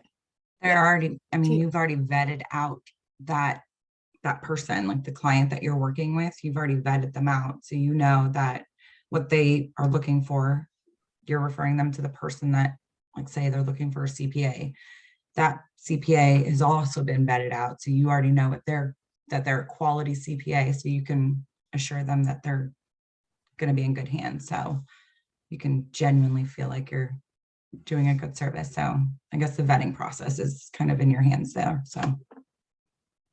Right. So you're qualifying the referral and the connection. Yep, absolutely. So we bring a lot to the table, right? Because we're focused on the referral. We respect and value this relationship. So we are going to do what we can do to put them in a good light, right? To help them, to serve them through doing what we do, but also by being a great, referral-minded person, right? So we are, bringing more value. Plus, we have a great network of folks who are vetted just like them, right? And so we can be a great connector for them and provide other value. Another thing is, depending on your business, when we have a great referral source or referral partner relationship, when we refer that person, we close more business, right? Think about a realtor and a mortgage broker, right? When the mortgage person, when we have someone who is reliable, who's going to do a great job and get the loan closed, right? Who has good communication, who's on top of things. Let me tell you, I can't, from being a realtor for 20 years, like, they say, like a lot of mortgage people, they're like, okay, I will close the loan on time. You're like, great, you're going to do your job. Fantastic. Right. Oh, I will create a flyer for your open house. Great. I can print a flyer too. Right. That's not the value. Okay. Right. The value is communication. I'm by your side. I'm going to build you up. Hey, you're buying a house with Ronnie. Oh my gosh, you have such a great realtor by your side. She's incredible. You made such a great decision working with Ronnie. So reinforcing that referral relationship with the client, right? So, and making sure that deal is solid, that client stays in place and is well served. Okay. So we have a vested interest in their success, and we tie our successes together. Right. So there's lots of reasons. So keep thinking about that. Like, what is the value? So when we are talking to a potential referral source, so like, even though Anna, you may be newer in your industry, you are already becoming a master networker and a master connector. All right. You know a lot of great people, and you're intentional about how you can make connections. Okay. And you have that energy and desire to do a great service. So you want to talk yourself up, right? Right. And you want to share, hey, I'm a good person to know. Right? This is great for you to know me. Right? We might say it a different way, but we want to have that energy and show them our worth. Right? Okay. So that is, think about the benefits of them having you on their team. Right? It's a big benefit. Okay. So we've gone through foundations, we've gone through we've gone through target market, we've gone through your people. Okay. The last little thing I'll just put a bug in your ear for is the other worksheet I have on here. It says my tribe and why. I'm not really super excited about the tribe word, but it just kind of sounds good with the my tribe and why. I don't know why it sounds good to me, but this is where you're like, okay, where you take that person that you wrote on the previous list, your top 12 list. Okay, you're going to take a name off that list, and then you're going to put them on this list and say, okay, why am I choosing this person? Right? Why is this person on my list? Right? It's like, well, they are awesome. Every time I meet with them, they're excited to meet with me. I think they're incredible at what they do. They're well respected. They're well connected, whatever those reasons are, why that person. So you are saying, okay, this is the value I see in this person. Okay. So you have that reason why that you are choosing them to be on your team. Do you like that? I don't know. I like it. I love it. And I love the tribe. Okay. Martha's vibing with the tribe. Love it. Okay. And I got a little woohoo from Mariska. Thank you, Mariska. All right. So we're going to dive into your activities, equipping your people, supporting your referral marketing, and putting our plan together, over this afternoon and finishing up tomorrow. So before we go to lunch, I did want you to think about some things. Okay. So I'm inviting you to think about this time next year. Okay. Would you like to be able to report that you doubled or tripled or quadrupled your referrals? If that's you, then I want to invite you to consider investing in yourself by moving towards mastery with your referrals. And you could do that through our Certified Networker or Referrals for Life program. And here's why it's way better than what we're doing this weekend. This weekend, you're getting education. And when you join the program, you're getting ongoing support. You're getting ongoing guidance. You're getting a structure that's going to keep you focused, that's going to create some accountability. So you're going to be moving towards mastery every week. And you know what else? There's going to be celebrating of your wins. We always do scorecard points and victories. We talk about, what are your successes? We want to celebrate our wins, because so often I see as business owners, we're so hard on ourselves, right? We're like, even if we have a win, we're like, yeah, but I'm not there yet, or I did this, and blah, blah, blah. But we want to celebrate our wins and have other people to celebrate with. And there's going to be ongoing encouragement that's going to give you more momentum. And the other part, which I kind of think is the best part, is you're going to be in community of like-minded, lighthearted, kind, caring business professionals on a mission just like you. And if you vibed or are vibing with this weekend so far in this retreat, you're going to love the Certified Networker program. And by the way, if any of you want to be an Insta Yes, I will also gift you the Referral Accelerator program where we get into action and get some referrals ramped up in action, and the referral pipeline where you get to work on that referral partnership. And you'll also get an hour coaching with me where we can go through whatever you want to go through to catapult your business. And that's your gift. Okay. So if you want to put in the chat that you want to be an Insta Yes, you can send me a personal message and I'll follow up with you today or tomorrow and get you set up for success. If you're not sure, if you want to have a conversation with me, I'm happy to do that.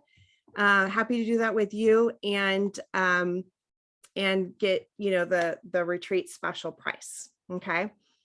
So, we know that as successful business people, we make decisions quickly. All the studies show that, and there's another place where we want to make that great decision, because it can cost us money in business if we're not willing to make decisions like this. So I invite you to step in, jump in, because if you want this to be your best year ever with referrals, I know the Certified Networker program is an amazing place to be.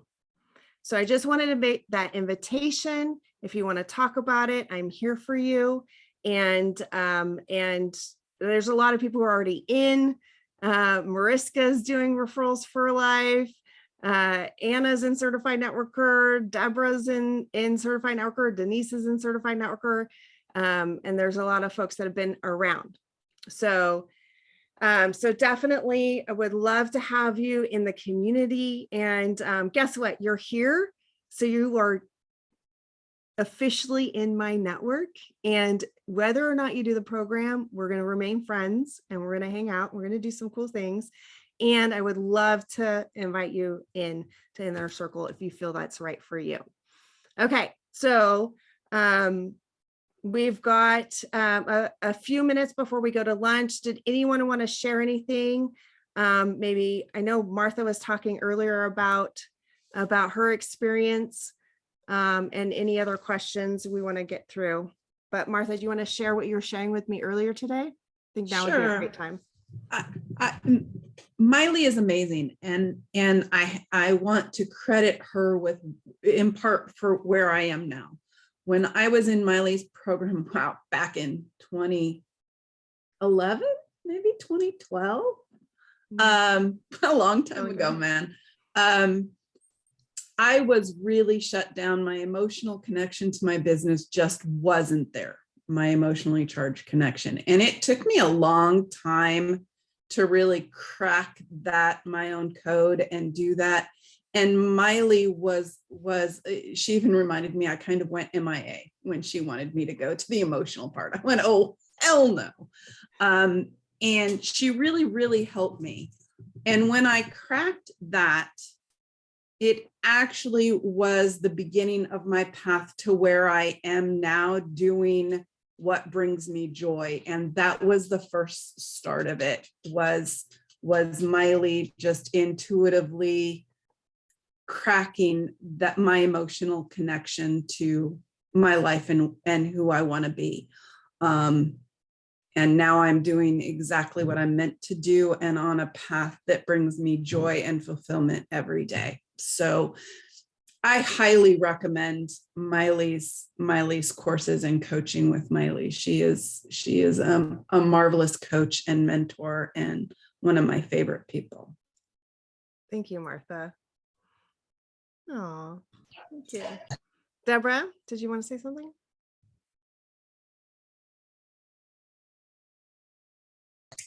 Yes. So, having a number of clients over all these years who have used different techniques to grow and build their businesses, my most successful clients actually use coaches, and they have someone there that makes them stick with their plans that holds them accountable to sticking to those plans. And so that's what Miley does. That's why I'm here, is because the benefit that she can offer is to be able to help you to stick to a plan. I was actually surprised. I didn't know before I started my own business practice, I have a tax practice, that individuals use coaches as frequently as they do. And it works. It works. Thank you, Deborah.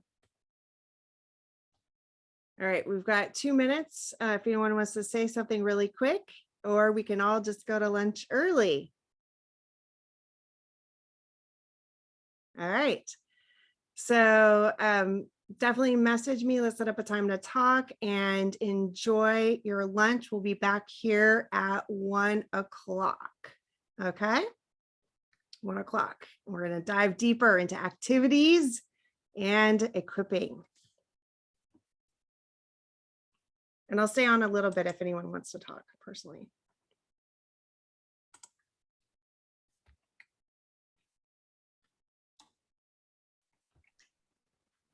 Miley, I'm actually going to exit Zoom so that I can use the full bandwidth of my computer. Sure, absolutely. During lunch, and then I'll be back. Okay, that's All right, totally thanks. fine. Yeah, absolutely.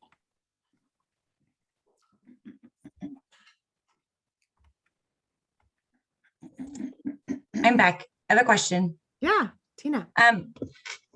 Where do I get more information on the different certified networker program, mastery, instant yes, all those things that you were saying? Okay. Now, So- just like, I don't know, Eric Gross has spoken like so highly of you for months. So yeah. So the last couple pages towards the end of the playbook has some information. I stopped at the note. Oh, there is stuff back there. I Yeah. only saw the notebooks, like And the what- note lines. Yeah, well, we can set up a time so we can have a one-to-one conversation too, and I can specifically. Look at that. There is stuff back there. I just saw the note lines and I just kind of stopped.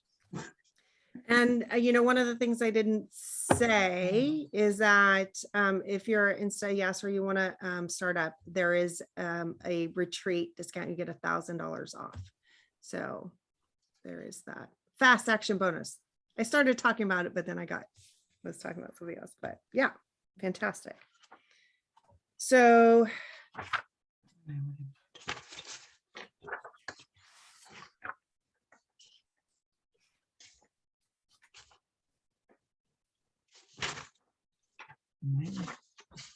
Am I blind? Did you say there's something called Insta Yes? oh, that's just me talking. Like if you want to be an Insta Yes, if you're like, yes, I'm in, then we can just set up a conversation and talk about what you want to do. Oh no, I was just looking for like more information on it, like what they are, like what these different like programs are and whatnot, but it's all So the basic, if you want me to just share real quick, the basic. Yeah, no, that'd be great. Yeah. So Referrals for Life is my VIP program, the big one, right? So that includes some private coaching, and then includes the certified networker, which is this step-by-step how to build a referral-based business, kind of what we're talking about today, but even more. There's a whole, I'll show you. We have a whole workbook. So we've got this whole workbook that we do in Certified Networker. So even more of what we did this weekend, but lots more. Like more in depth. Yeah. So it's really a curated system plan that you can implement strategy for your business. So, and I help you customize that to you, your target market, you know, who you are and your goals and all of that. So is it like do you meet like every month or every week, or how does that work exactly? So the private coaching, so here's what I do with my Referrals for Life clients. My mission is to get you success. Okay. So oftentimes what I find works best is instead of just saying you get an hour with me every month, what I do is like, okay, we're going to spend some time up front. So we're probably going to have like a 90-minute coaching and maybe, you know, so we're going to do what you need to get you in, you know, in a place as quickly as possible. And then as the year goes on, you know, we might, you know, just do 30-minute calls, right? So you know, I kind of like to do a little bit more heavy at the beginning to get you going and get the things going. And then we can be more efficient with our calls later because you already got what you're doing and you just need the check in, the redirection and all that. So, so you get the coaching. Certified Networker is twice a month on Zoom for 90 minutes. And then there's also I'm working on some, you know, on-demand kind of tools as well. So you can kind of say, I need a little bit more of this, and you can watch some videos and things like that. That's in process. And then as Referrals for Life, you get other programs. So there's programs where you get to bring your referral sources to me and I train them how to refer you more business. So like the top 12 power team meeting and the referral pipeline. And it just makes it so much easier because you're like, oh, I got to train all these people, but you just invite them and then we can do that. Coaching, it's great. Coaching them how to feed you more. That makes perfect sense. So for the certified network, like the meetings, like the Zoom meetings, do you have like a rough idea of like when those meetings would be scheduled or? I have the dates for the year. I can, I can put in the chat or email you. I mean, I was just curious, so we meet, they're Thursdays from 3 to 4:30. Okay. And they're twice a month. So depending on the month, it depends on what days they are. 3 to 4:30.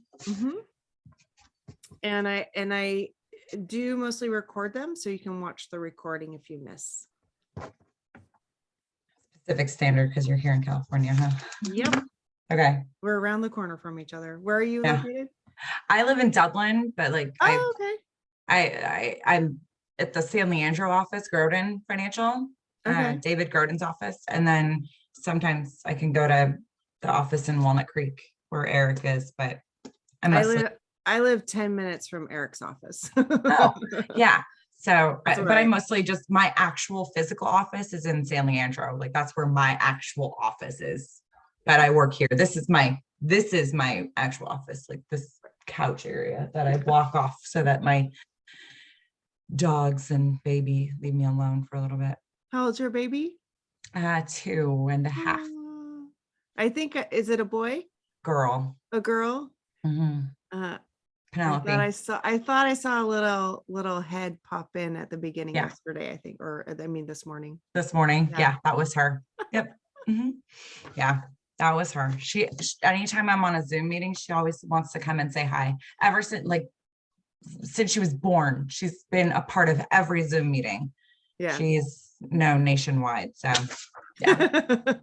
Well, this is great. I'm really sad I missed yesterday's meeting. I was just like, my meeting went way longer than I thought, which isn't a bad thing, but I tried to log in and it was like waiting. And I'm like, oh, okay.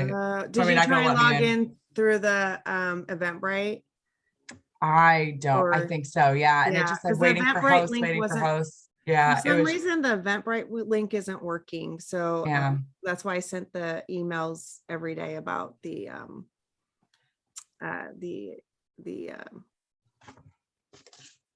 with the Zoom link and everything. Yeah, no, that it worked fine. Obviously you found it. Yeah, no, today it worked fine. Yesterday, for some reason, it just didn't like me. And I was like, oh, it's probably because I'm so late. Like just to let everyone in, I was in a fantasy football league that James led, and Mika's husband was also in it. And Mika's husband got first place and I got second place.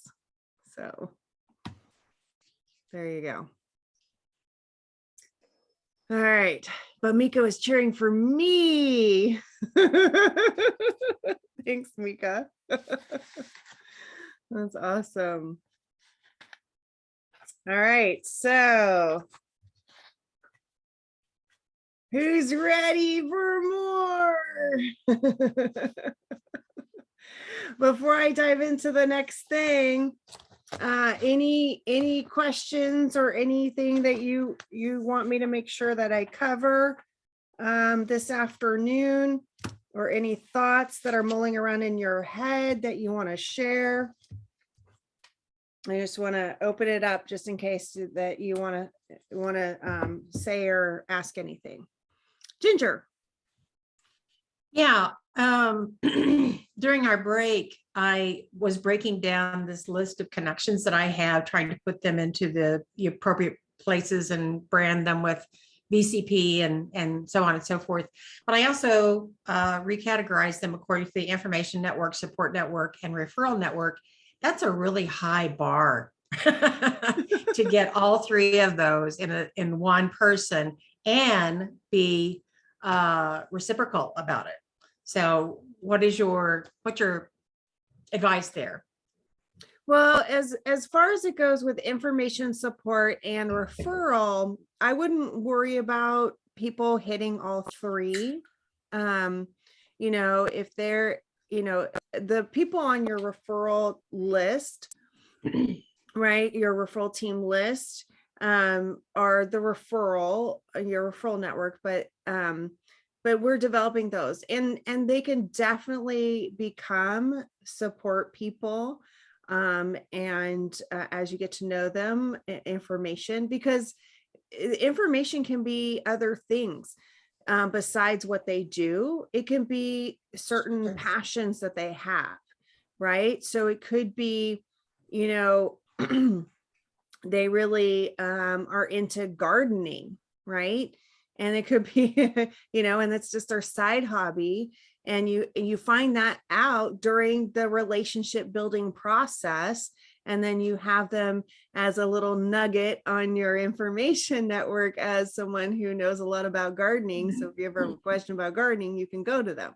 So I wouldn't worry about them being information support and referral. And I love that you did that exercise, because that's really cool. And it's good to organize your referral relationships and just your network. So if I could restate what you just told me, basically the concept of information network, support network, and referral network, that's like my universe of connections. Yeah. If they happen to fall into all three areas, great. But most people will not, is what you're telling me. Yes, exactly. I mean, even think about family. Okay. So we have some family members that are totally our support network, and yet they don't have a clue about our business, and they would never be a referral source, right? So they're never going to be in our referral network, but they're definitely a really important person in our support network. So, all right. So that's not as important, but yeah, I love that you did that. Desiree, did you have a question? Oh, yeah.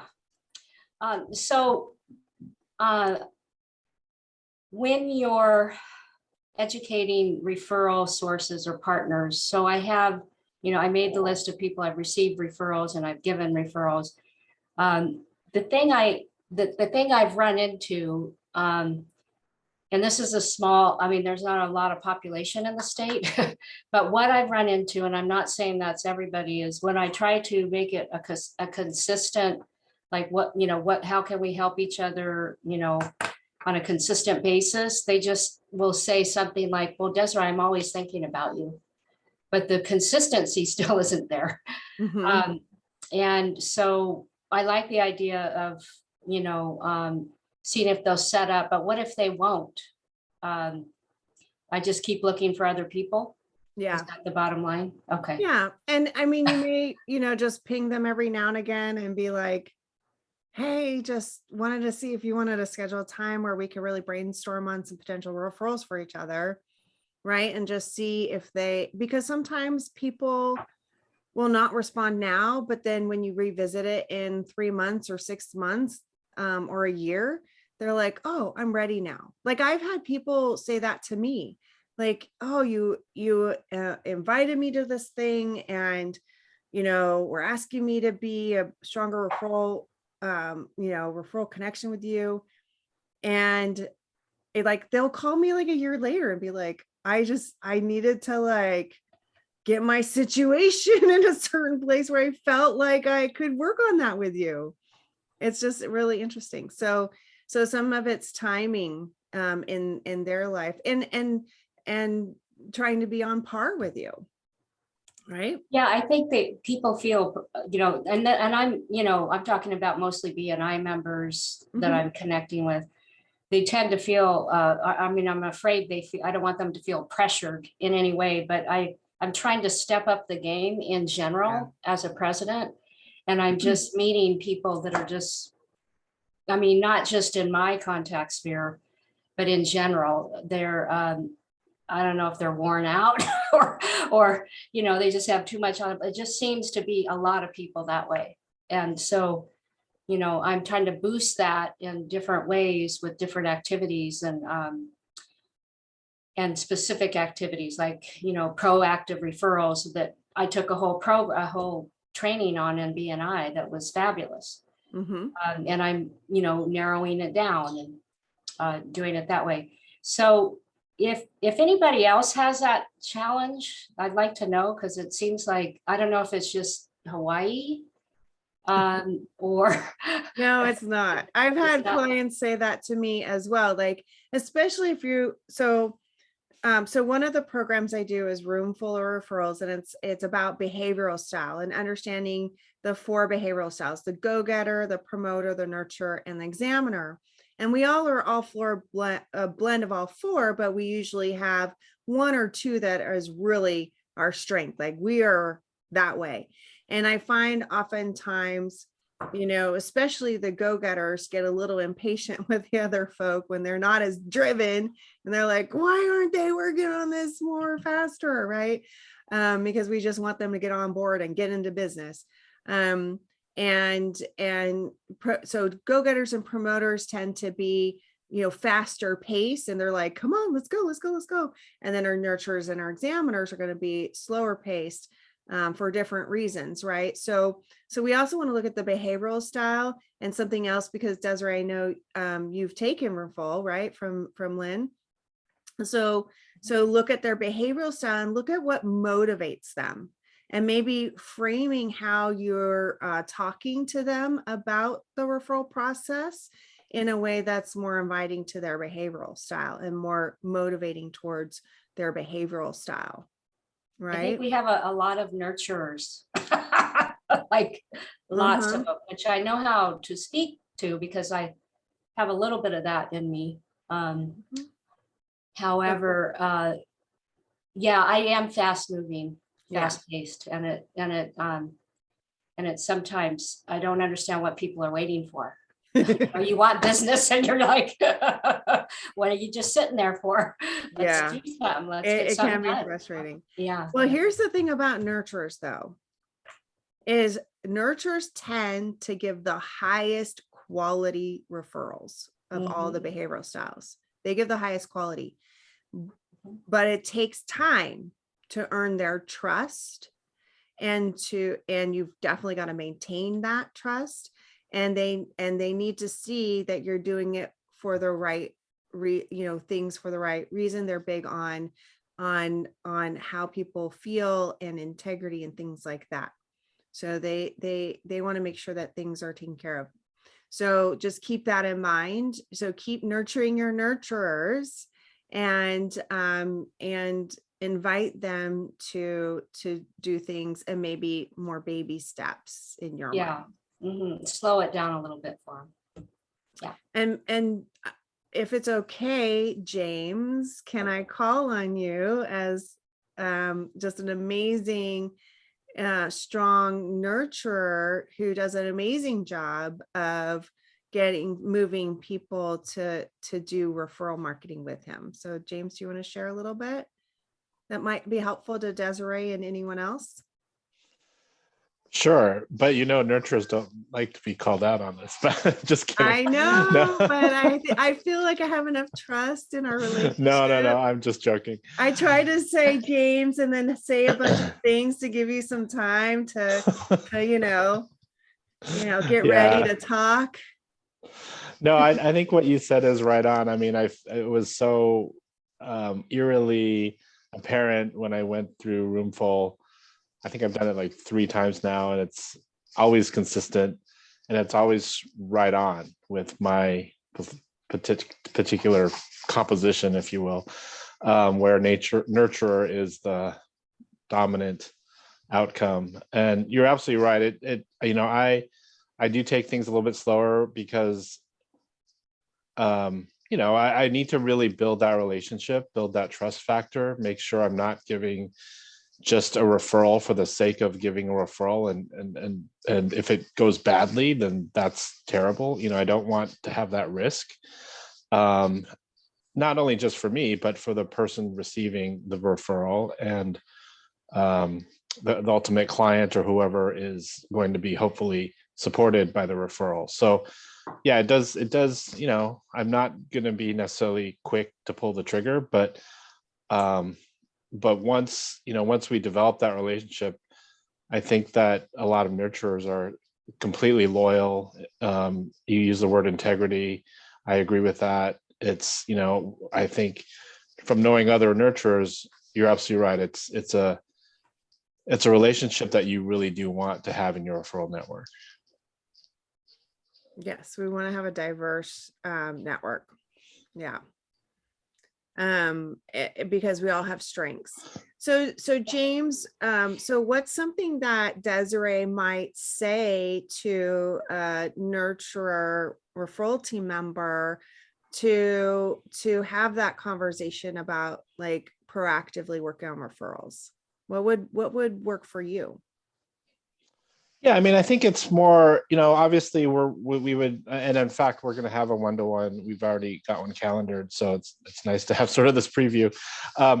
But things like not only the business side, but also just what we do, our families, our interests, and even if we're not, if there's no commonality, it's always, I still like knowing about that and getting to know the person behind the business, kind of like what we've been talking about all weekend, is really building the relationship, not just with the business or with the potential of exchanging, money, so to speak, but just really being a little bit more intentional. I'll probably tend to listen more than I speak, unless, of course, it's with a client who really needs me to, provide advice and counsel, of course. But in terms of these kinds of situations, a lot of getting to know not just the business side of things, but the human behind the business. Yeah, I do that.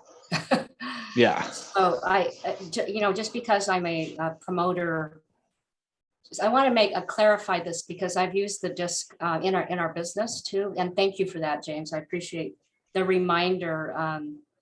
My problem was I always started one-to-ones with all of that, but it never got down to business. So I'm trying to balance the score a little bit, balance it out so that a little bit of both happens.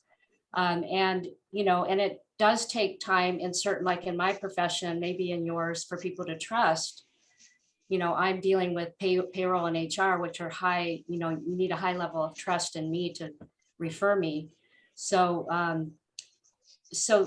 and I have a coaching background, so I know that I have to listen, so you can train those things, even if you have a go-getter side to you and a promoter side. I guess for BNI, I'm trying to help them. I'm trying to get them to interact in that way with each other so that they don't just see it as a social club. And that's what I'm observing anyway, that it's more social than business oriented. And so that's what I'm balancing in myself, but I'm also trying to shift in the people I'm working with. So, you know, in my business, I have, you know, there's 5 of us, and we have, you know, we have all of the behavioral styles, and we generally hire nurturers and analyzers, or examiners, I guess they're called in BNI, for the detail work. I'm of course, the promoter, and then my husband has both the examiner and the go-getter in his chart. So he's a DC, it's called. Yeah, so I'm very familiar with it. I don't know everything about it, but I actually have a manual on it. We've studied it for about 20 years. And I'm really wanting to, I hope that this makes sense. I'm really wanting to balance so that people get, yes, we want to know each other. And if I'm not going to refer my client to you, I can find a referral source more easily, right? I can refer that to you, a referral in your contact sphere. So Desiree, one of the things that might help is to really let them know that that you care and that we care, right? Like that we care for each other, because you're building that community in your BNI chapter. And we care about each other, and we want everyone here to have thriving businesses so they can take care of their families and provide a good life for the people they care about. So I would put it, and so they don't have to struggle, and they don't have to worry, and they can really take care of the people they care about. So I would put some of that language, language into how you're saying, this is why we want to focus on business, because we want everyone to have enough and more than enough so they can feel great about how they're supporting the people they care about and not having to stress and worry. Thank you for that. I mean, I think it's obvious sometimes, but it may not be. They may think I'm just a dictator. I don't know. Well, I get good feedback, but they could feel like they're just being pushed into something, you know? Yeah. Yeah. So, yeah. And James, was the way I phrased that, was that good for you? Yeah, I agree with that. I mean, I not saying this reflects on you, Desiree, but I mean, a lot of it is, you know, some promoters are very to nurturers. We feel like it's okay. You're this salesperson. You're just coming at us. You know, oh, here's my business card. Oh, I already know someone who I can refer to you. Well, you don't really know me, so how do you know it's a good referral? So, you know, that can be sort of a turnoff. But once we get to know each other, then, oh yes, of course, that would be a good referral for me. I don't want your business card. You know what I mean? I don't put me on your email list with your spam, you know, newsletter, you know, unless I say, please, yes, let's do that. So there's things that kind of turn off, at least me, and I've heard from other folks as well. And it's not, I don't think, unique to nurturers. And, you know, again, I don't really know you, so I don't know if you do that. So I'm not trying to pick on you or anything, but those are kind of some things that I, as a nurturer, don't really, you know, like. And in fact, just the other day, someone I don't know asked to link in with me, and we had some mutual connections. I accepted her request. And then the next thing I got was, oh, you know, I can help you with your business with XYZ and blah, blah, blah. And that's not what I need or what I asked for or wanted. So I gave, you know, I let her do it a couple times. It's the same boilerplate message she keeps sending. So I've unconnected with her, blocked her, whatever. You know, it's kind of a small thing, but it's not, you know, that's not someone I'm ever going to refer. So why would I have I that? hear you. It's a turnoff. Totally. Yeah. Thank you. Yeah, I think we're all becoming a little bit more sensitive to the cold prospecting. So, you know, when people couldn't like door knock or just call on businesses and call on people the way they were, that, you know, we're getting the door knock or the direct prospect cold call on LinkedIn these days. And yeah, Mariska. Hello, everyone. I would love to offer a sort of scenario for all of you who are struggling with this situation. I am a hybrid. I'm actually a go-getter promoter, even zeros. And one of my top 12 people who happens to be here is Susan Tollefson.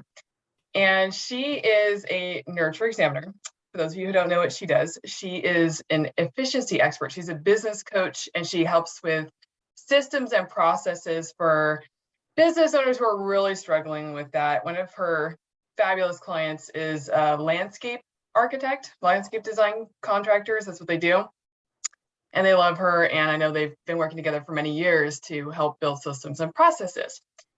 So for me, you know, and Susan, of course, if you feel inspired to share, you're welcome to. I don't want you to feel put on the spot either, but I think one of the things, I've known Susan for many years now, and we meet on a very regular basis, like once a week, and we've worked on our relationship over time. We used to meet at Gloria Ferrer like once a month or so, right, Susan?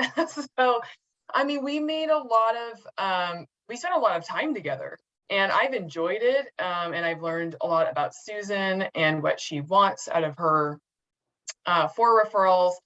But I wouldn't say it was like super fast. I think it was, you know, both of us really focusing on developing the relationship and, you know, learning how to speak on each other's behalf, but it took time. I mean, I think I met you, what, 7 years ago? That sound about right? Yeah. So it was before I got married. So yeah, so that's how long we've been doing this. So that's, you know, and it's one of the best relationships ever. So I think just kind of from that sort of fast perspective, you know, I liked being able to develop that relationship with Susan, but it does take time, you know. I felt like it took some, you know, good time. What do you think, Susan? Yeah, I think it did take time. But I also thought it really helped that we had the same education level around referrals and personality types. That helped a lot because you know, it just helped me understand you better. But you know, you're extremely likable. We all know that. So that's not an issue. Well, thank you. That's good news. I do like that.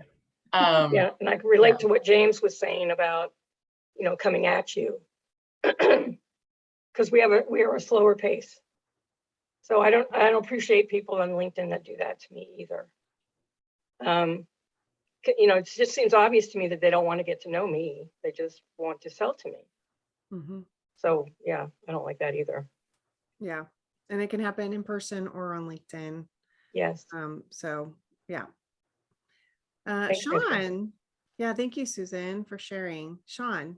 I guess I just had a question regarding the behavioral styles. Do you find that certain behavioral styles tend to work better together than others?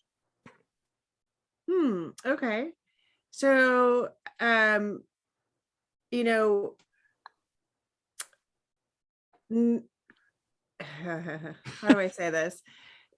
You know, it's funny because birds of a feather flock together sometimes, but opposites attract. So you got it all, right? So when we're building a network, we want to have a diverse network.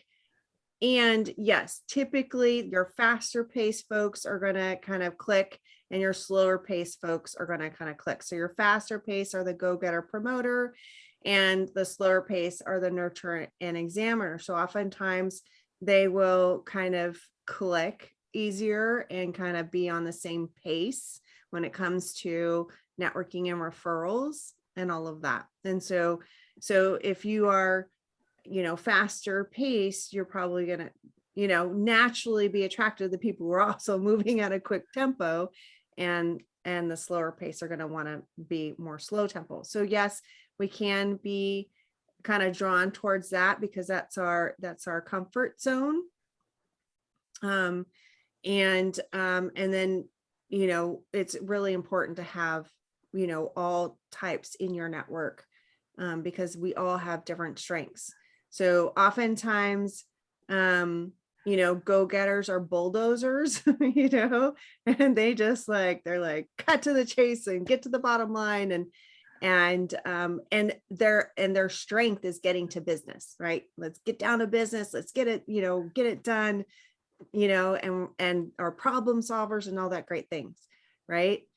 The promoters are great at knowing lots of people and using their voice to influence, right? And our nurturers are really great at those deep, meaningful relationships, and like I said, give the highest quality referrals.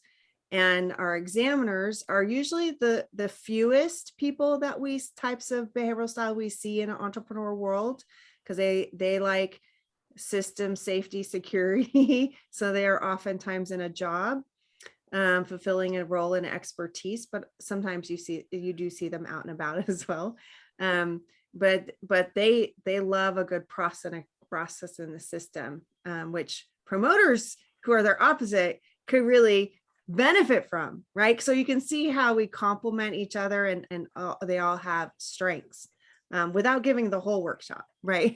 Yeah, no, The whole workshop is like 4 hours, but that kind of gives you an overview, right? And then understanding where they're coming from, we can approach the styles differently, like we were just talking about, approaching the nurturer in a way that's going to be more relationship building. And then if you're a nurturer and you're trying to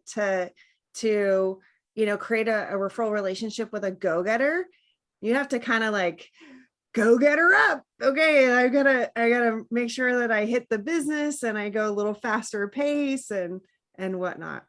So does that help, Sean? Yeah, it was awesome. I think just thinking about it, I could see potentially where certain behavioral styles, if you're thinking of it more from a business perspective, especially when it's related to networking, I could see where people maybe give up on certain styles too soon because they're just not the same type of person, when in fact they potentially could be a great partner down the road, just based on what Mariska was saying. And Susan, I mean, it makes a ton of sense. You think, oh, I got to get business. But if you're not really trying to get to know the person, then, you're probably not going to do, you're not going to like each other. Right. But it's an interesting dynamic. It's almost like a catch-22 in some regards.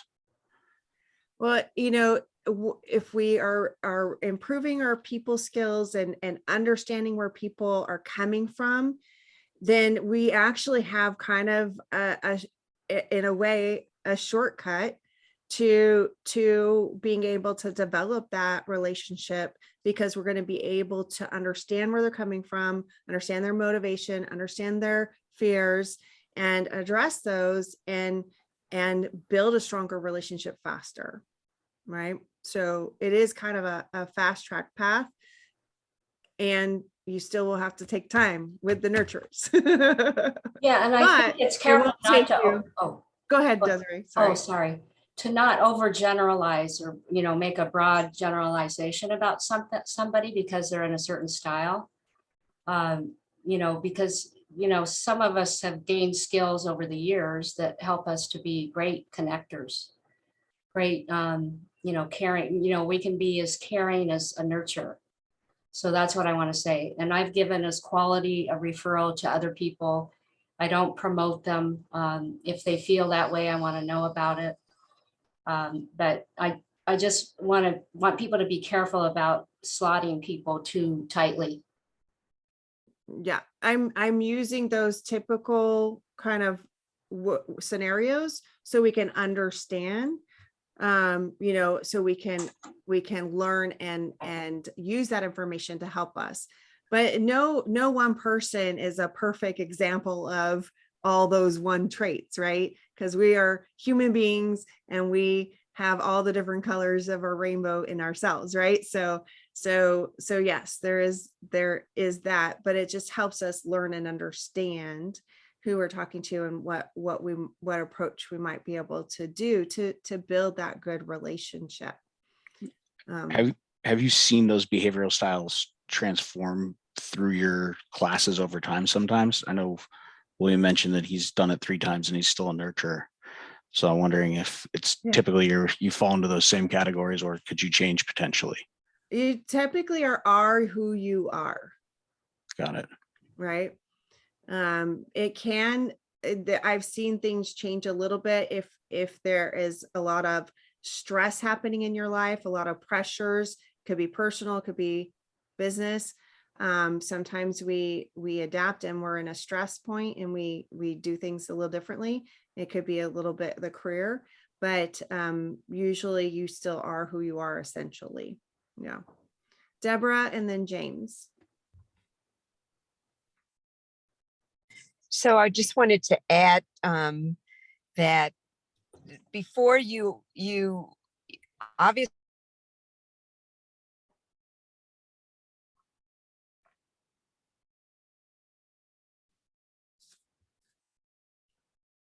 All right, we lost Deborah's signal, so Have to spend think about. You have to Okay. think about the referral that you're getting from them. So if you get a referral from a go-getter, it may not have been vetted as well as a referral that may come from a nurturer.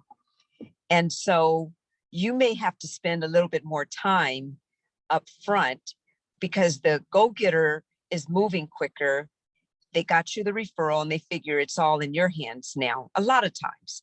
And so, of course, we want to train our referral network partners to be able to sell us the way we want. And then the nurturer is going to be the person that may spend more time, and you don't have to spend as much time when the referral comes to you. So just, again, another way to look at how these different personality types works.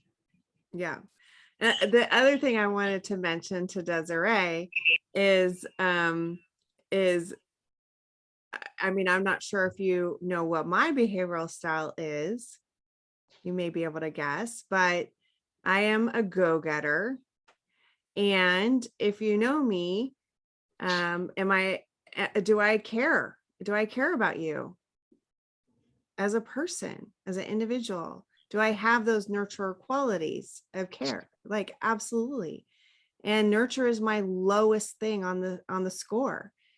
So just because I'm a go-getter doesn't mean I don't care about people. It can show up in different ways, and I have done some personal development work, so I can let down my guard and my armor that protects me as a go-getter. And I can put it down and be more vulnerable and be more relatable and show my soft, gushy inside, which is really what I've been, sometimes been protecting. Right. So that also helps personal development work always. So James and then Deanne. Oh, I was just going to say, I'll just cut it shorter because people have already said it, but it's great to have like all the styles in your team. So for me personally, for example, Martha, who's on this Zoom call, has always been a tremendous promoter. And, when we were in, business settings together, nurturers don't typically, again, it's sort of the typical, right? But it's not always one size fits all, but we don't typically, sort of boost ourselves. But if you have a promoter with you, they do all of that for you. And if you are a power partner with Martha, you're going to be in great shape because she will promote you to the end of the earth. And other promoters and other go-getters like Miley, same thing. If we're at a business function together, we've had the opportunity to really talk each other up in our own different ways, and it resonates. It's sincere. It's not something contrived. So I think, it's great to have people of different styles, as well as other, qualities in your team. And then the other thing I was going to say, I also agree with Desiree. Like, I am predominantly a nurturer, but I mean, I will have to use my examiner skills for work and go-getter, promotional. Again, I wouldn't normally say this, but I was the president of the Contra Costa County Bar Association for 2 years, and that's not a role where you really need a nurturer. You kind of need promoter, go-getter, examiner more than a nurturer. And so there's different times when I have to really stretch my muscles of other things, and it can be exhausting for me because I'm not a natural promoter or go-getter, whatever. You know, some people like promoters and go-getters, they can go to, you know, 3 different events in one day and still feel really energized, and I might be sort of pooped after one, you know. So it's a little different, but just to let you know, I completely agree with you, Desiree. There are qualities and things that we also have to exercise that may not be our predominant characteristic, if you will. Mhm. I truly believe our business grows to the extent that we do. And so a lot of this, I mean, we've got a lot of veteran folks on the screen here in the Zoom room, and we've learned, you know, a lot over our years, and that makes us more well-rounded humans for sure. So Deanne and then Denise. Thank you, So Jane. I'm just going to say that a lot of the nurturer skills, because I'm a go-getter too, go-getter promoter, but they can be learned behaviors. Because like my husband is a real nurturer. And there would be times when we were first married, I'm like, what are you doing? You know, he'd stop and he'd be talking to someone and he's giving them something. And we were like, you know, barely married and poor. And he's handing them money. And I'm like, what are you doing? And over the years, I have learned to be that part nurturer, to be able to give, to be able to serve. And it's brought so many good things into our life. But for me, it's been a very learned behavior because it did not come naturally to me. That wasn't part of my real makeup. I mean, I had a tiny bit of nurturer, you know, and he had a whole bunch of nurturer. And so, knowing that, solved a lot of conflicts in our marriage too, because he doesn't like to write lists and check them off. And I love to write lists and check them off. And I never could understand that till we really got into this kind of stuff and understanding that. And then I wanted just to say something too back to Deborah about having a referral from a go-getter. I think it's how much training does that go-getter have? Because if you got a referral from myself or from Miley, it would already be checked out and almost a done deal for you when you got it in your hand. So yeah, yes, you agree. know, so it's how much training does your whole group have, you know, all your power partners. So that's another thing to keep in mind, because, you know, I would say more the promoter is going to like go, oh, here's my card. You got to meet this person, you know, but yeah. It's the training as well. Absolutely. It's And definitely, there's also the scenario too. And that's why in Certified Network, we go more in depth on the 10 shades of a referral.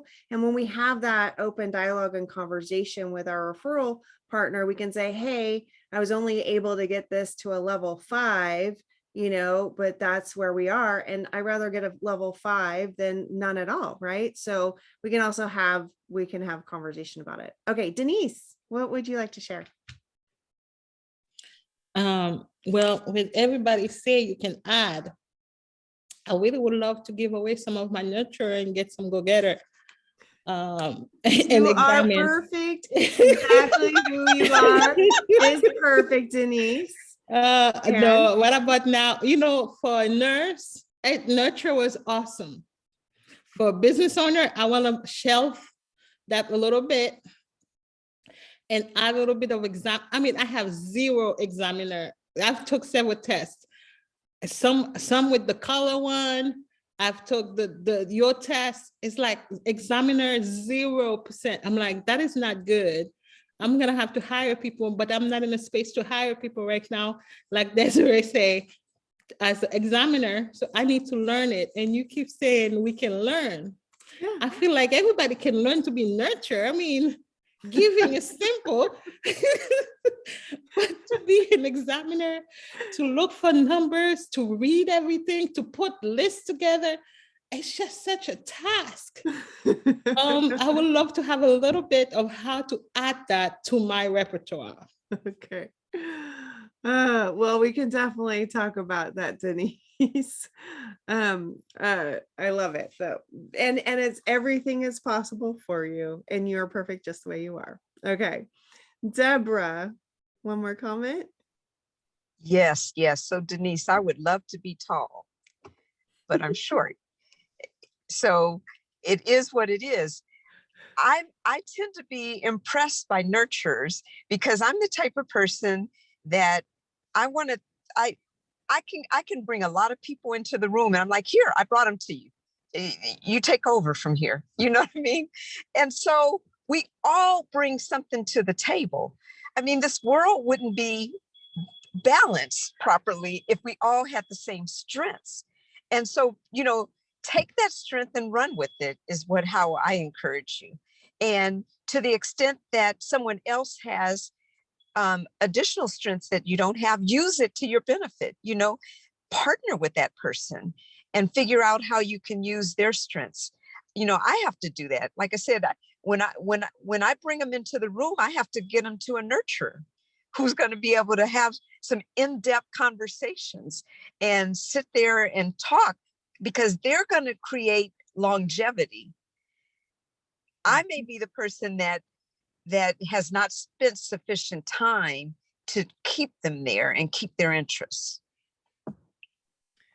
Yeah, that's and so maybe, you know, Deborah and Denise, you can schedule a one-to-one and share in each other's goodness and strengths. Absolutely. Yeah. And that's the thing, is we may not have to hire, but if we have, like, I think, you know, Desiree just put it in the chat, you can find an examiner partner and find someone on your referral team. And just by having, you know, some check-in accountability sessions, they can help keep you on track a little bit better. Yeah. Well, I'm a nurturer and a promoter. I feel schizophrenic. I'm literally half and half, like meat, half and half. I'm like, go, go, go. But then I want to stop and, you know, take care of, like my dad. We just went to the grocery store and he was like, oh, come on already, you're wasting my time. I'm thinking, huh? That's not wasting time. You know, you got to say hi. People here is nice. And at the same time, I'm all over. So it's that balance I would love to have. I would love to have some of that exactly, like slow down, and then at the same time, go get things done when I need to get things done without being all over the place. Yeah. So Denise, you're 100% people oriented. So the go-getter examiner are task oriented, and the promoter nurturer, which you are people oriented. So you're all about the people, which is such a good skill to have in building business through relationships. So you're ahead of the curve in a lot of ways. So we can help support you in the more task-oriented ways. Okay, I'm here for you, Denise. All right, I think it's time for a breakout. And here's so something to, since we had a conversation about behavioral styles, look at your team list. Can you give your best guess at their behavioral style? Okay. So what we're going to do in the breakout room is you're going to share what style you believe you are. Okay. So we can get to know each other and understand where each other are coming from. Okay. And then note one thing about your referral team, like, do you have a diverse list, or do you need to find, you know, more promoters so they can help get the word out about you and talk you up, or more go-getter examiners so they can help keep you on task, whatever that is. Okay. So, you can talk about the behavioral styles. Okay. So I'm sorry, Miley, I want to make sure I understand. Should we ask specific questions to get it out as to whether or not we believe they have a certain, because they may not even know what their behavioral style is. Yeah. So if you don't know your style, then you can say, well, I think it's this or that. And then you can help your partner if they're not sure. Okay. And usually we're just taking our best guess. I mean, several people have been through the program or have done something similar. DISC is very common. And so we can skip that. I mean, we can kind of just give our best guess and help each other figure it out. And then you want us to look at our list of partners and describe what they are? Okay. Well, you can just kind of take a look and see Okay. and share like, oh, I have, all this type or, oh, I have a really nice collection. But I think I would like to see if I can add this type of style or that type of style, or figure out what these folks are, go back and talk to them and go back and see if you can figure it out. Right. So, all right, so we're going to do breakout rooms. And let's see, I'm going to do recreate rooms. I wanted to thank everyone for your comments too and contributions on that subject. I'm sorry it took so much time. I wasn't intending that. I think it was worth it though. Yes. Was it Yeah. valuable to everyone? Mhm. Okay, good. All right, so here we go. And let me just double check. I need to, let's see, move. I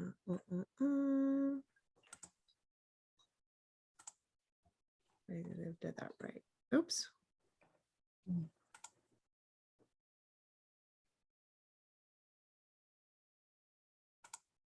Okay, here we go. 10 minutes.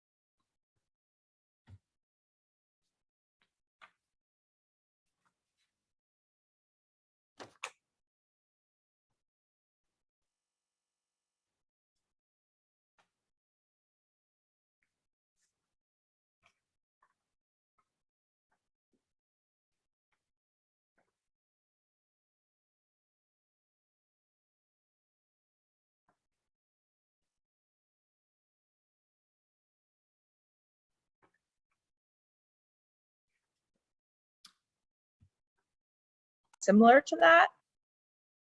And it's very helpful to have gone through your material and be very conscious that, okay, that's one way of getting business and it has clearly worked for them. But what I'm doing is something completely different.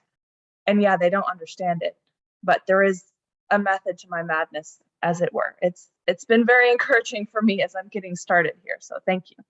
And do you want to share with the whole group what your style is? I am a nurturer examiner. So I am a very slow pace. So being around go-getters is, I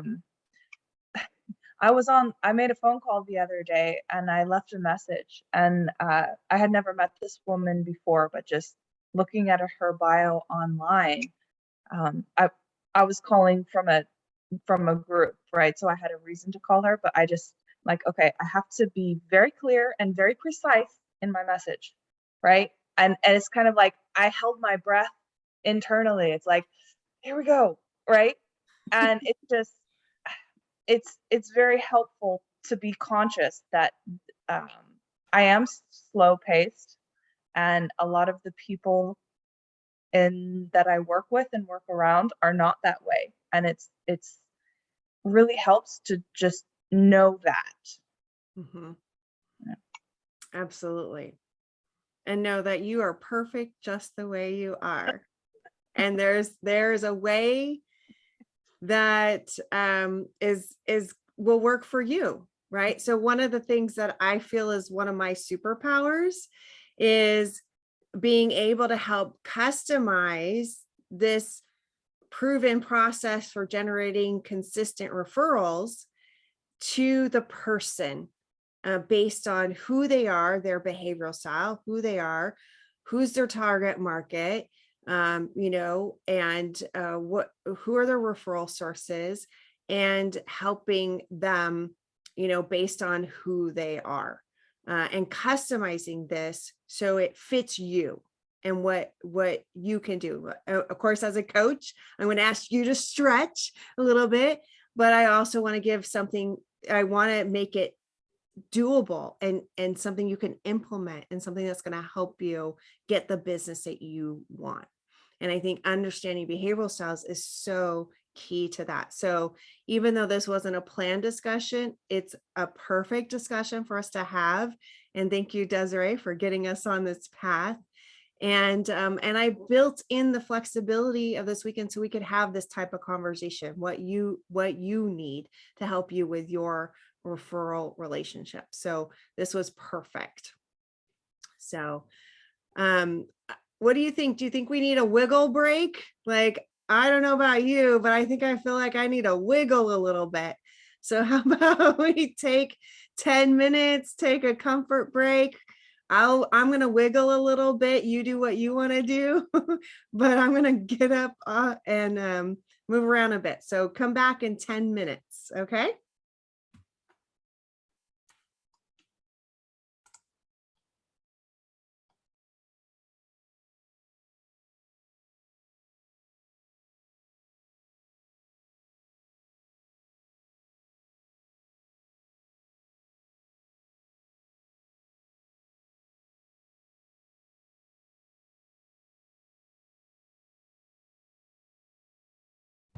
Hi, Miley. Yeah, she's taking a 10 minutes break. Yeah, we're just taking a quick 10-minute break. Comfort wiggle around. Something's going on with the sound. Let me see here.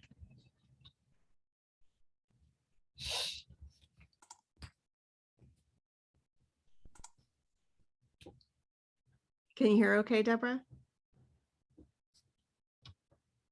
Okay, if you guys could hear me, I can't hear you. I'm going to I can hear you. see what's going on here. Dive back in and talk about our activities. So our activities are some of the things that we do to build the referral relationship and hang out with our referral team, so to speak. So we're going to talk about our networks, okay, and then our activities that we do with our referral team. So what are our networks? So tell me, where are you networking? Where are you coming together with potential referral sources? Martha. So for me, Polka Dot Powerhouse, I do summits, speaking a lot, and I'm in speaking groups a lot. Okay. Awesome. And good. Social media. Fantastic. All right. Who else is out there in groups networking? Mariska. BNI. BNI. That's right. There's a bunch of us here that are BNI, not everyone. Okay. Desiree. So BNI, of course, I have a roundtable in Texas. I believe you introduced me to Lori, who is with Trust Equity. So I'm going to go there for the first time. And then I'm in the Chamber of Commerce, and I'm looking for I'm going to join called the Dames. It's a national women's group, but I'm looking for other networks right now to be a part of. Okay, great. Tina. I'm in the Women in the Financial Services group at Northern California chapter. So, but it's also a national organization. Okay. It's pretty awesome. Good. Deborah. I'm a part of a group called the Division of Firms. It's businesses that consist of primarily African Americans. It's a National Association of Black Accountant Division, and I'm a part of my church community, and that's a source of referrals there, as well as BNI. Okay, great. diverse network. Like you have 3 very diverse networks. That's great, Deborah. Ginger. Yeah, so I'm a part of a couple of women's entrepreneurial groups here in Bend, and the demographics are very different between the two. The businesses are very different, which makes it interesting. Mm-hmm. And then one of my more successful referral networks comes from a group that's based there in the Bay Area called Women in Consulting. And again, very diverse group, predominantly women. We do allow men members, and they're pretty active as well, but it's primarily women consultants, and they have become, like I say, the biggest referral source in the Bay Area. Nice. Great. Who else is in any networking groups or organizations where you connect with referral sources and referral team folks? Brady. BNI, certainly. I'm also a member of a professional women's referral group. I check in intermittently with about 3 chambers that are local to my photography studio, and industry-specific social media groups, largely around women and moms in particular. Moms tend to make the decision about investing in the services I provide. Gotcha. Good. James. Yeah, so I'm involved in a group called Council One Advisors. It's similar to Trustegrity, similar to BNI, but it's more focused on B2B and not B2C here in the Bay Area or East Bay in particular. Also very involved in lawyer groups, so bar associations, that kind of thing. And actually, any of you in Contra Costa, we have started recently a networking group sort of patterned off of BNI or Provisors, but for a much less expensive proposition. And of course, most of our members are attorneys, but we allow affiliate members. So if attorneys are in your contact sphere and that might be of interest to you, let me know. I'd be happy to send you information. Mika's also in it as well. It's called CCCBA, which is Contra Costa County Bar Association Pro, PRO. All right. So James, it looks like if you want to connect with Tina, she's interested.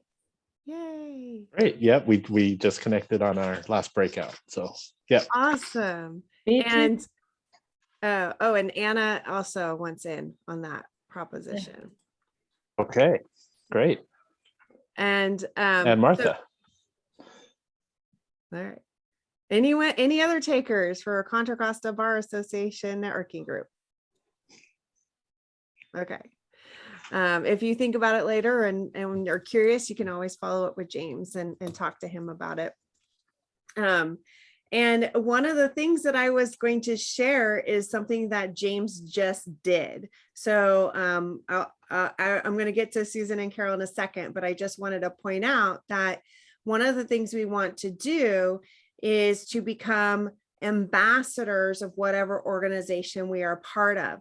So one of the things I want for all of us is to become centers of influence or influential people. I want us, each and every one of us, to build our influence, right?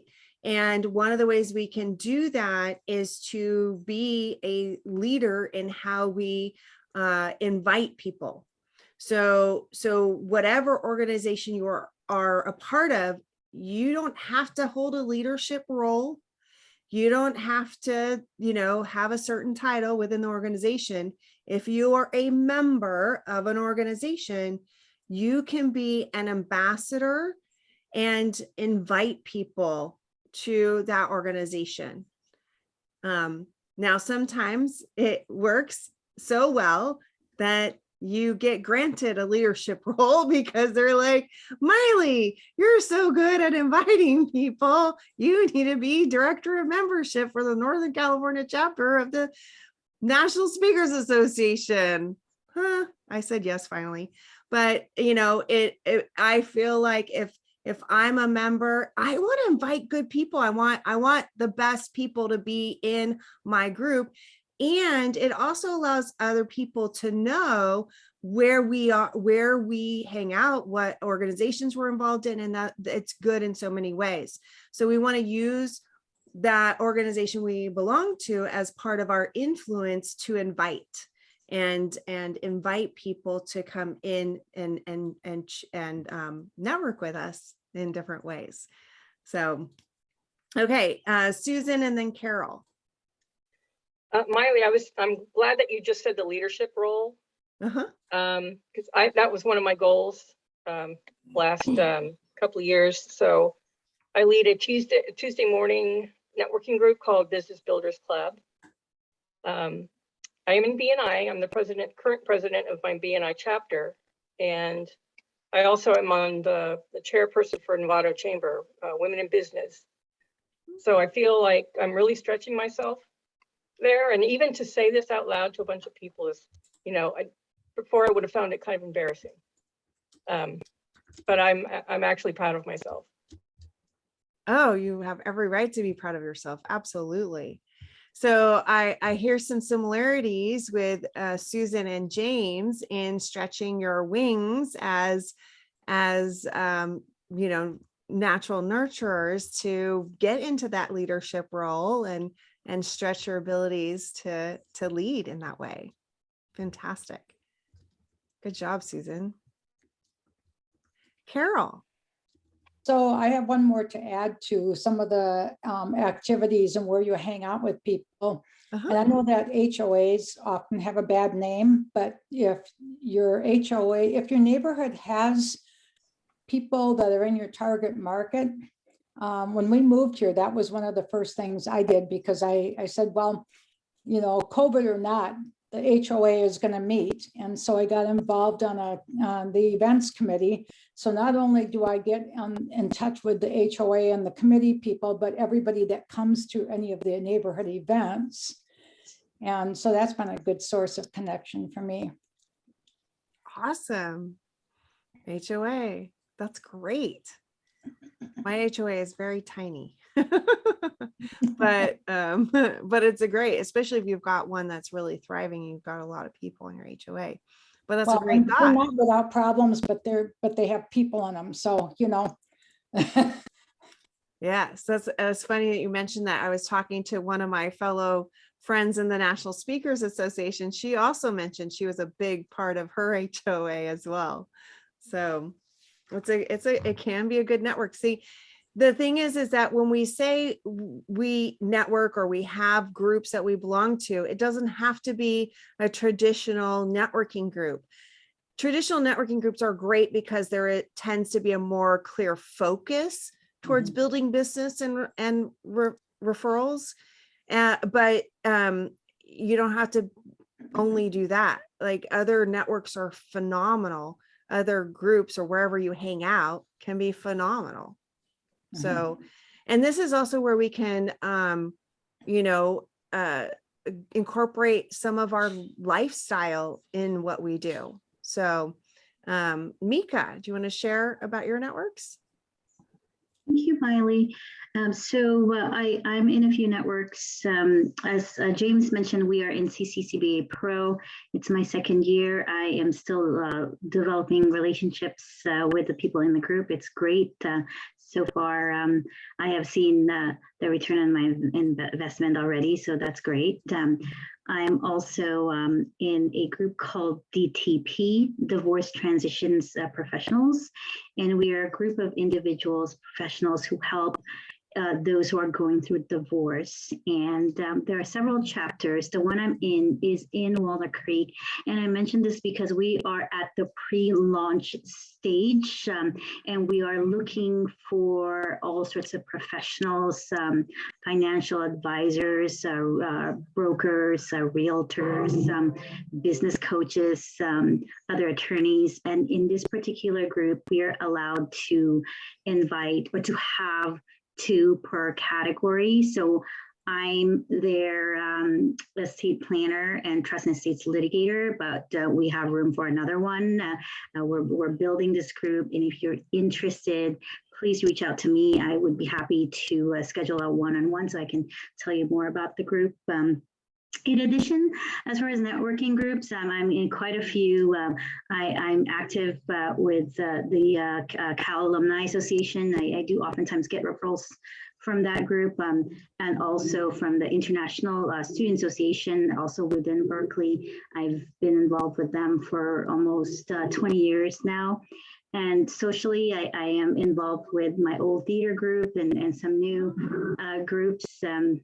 Friends I've had for the past 3 decades who then form their own groups. They just kind of loop me in, and as a member, even though I don't always get to go to all the meetings because there are only about 3 to 5 that I can commit to on a consistent basis. And there's also golfing, as you know, both Miley and James have participated in our outings. If anyone is interested in golfing, let me know too. We are looking at future dates, and if you just want to play golf with just us, the foursome, me, Miley, and James, perhaps can take you on a round. So as far as these networking groups, there are those formal ones, but I want to encourage people to just continue to do what you love to do, because that is one of the best ways to connect with people and develop trust. And oftentimes, I get calls from people I've done work with when, I was 21, 22, because we did a play together, and they're now in New York and they need some help. And so it's really interesting and important to reconnect with your old networks, not just your current networks. Absolutely. Lots of good stuff in that and what Mika just shared, for sure. And I do know that Tina, who's going to speak in a moment, is working on her certified divorce financial advisor certification. So I'm sure she wants to be invited. That's what I was just going to say. If you could put me on your DTP list, that would be amazing. Fantastic. Please. Thank you. And Martha is a phenomenal coach, former attorney who, or I guess you're still probably legit attorney as well, but focus on coaching and specializes in children, adult children of divorce. Recovering attorney, Miley. Recovering attorney. I'm in recovery.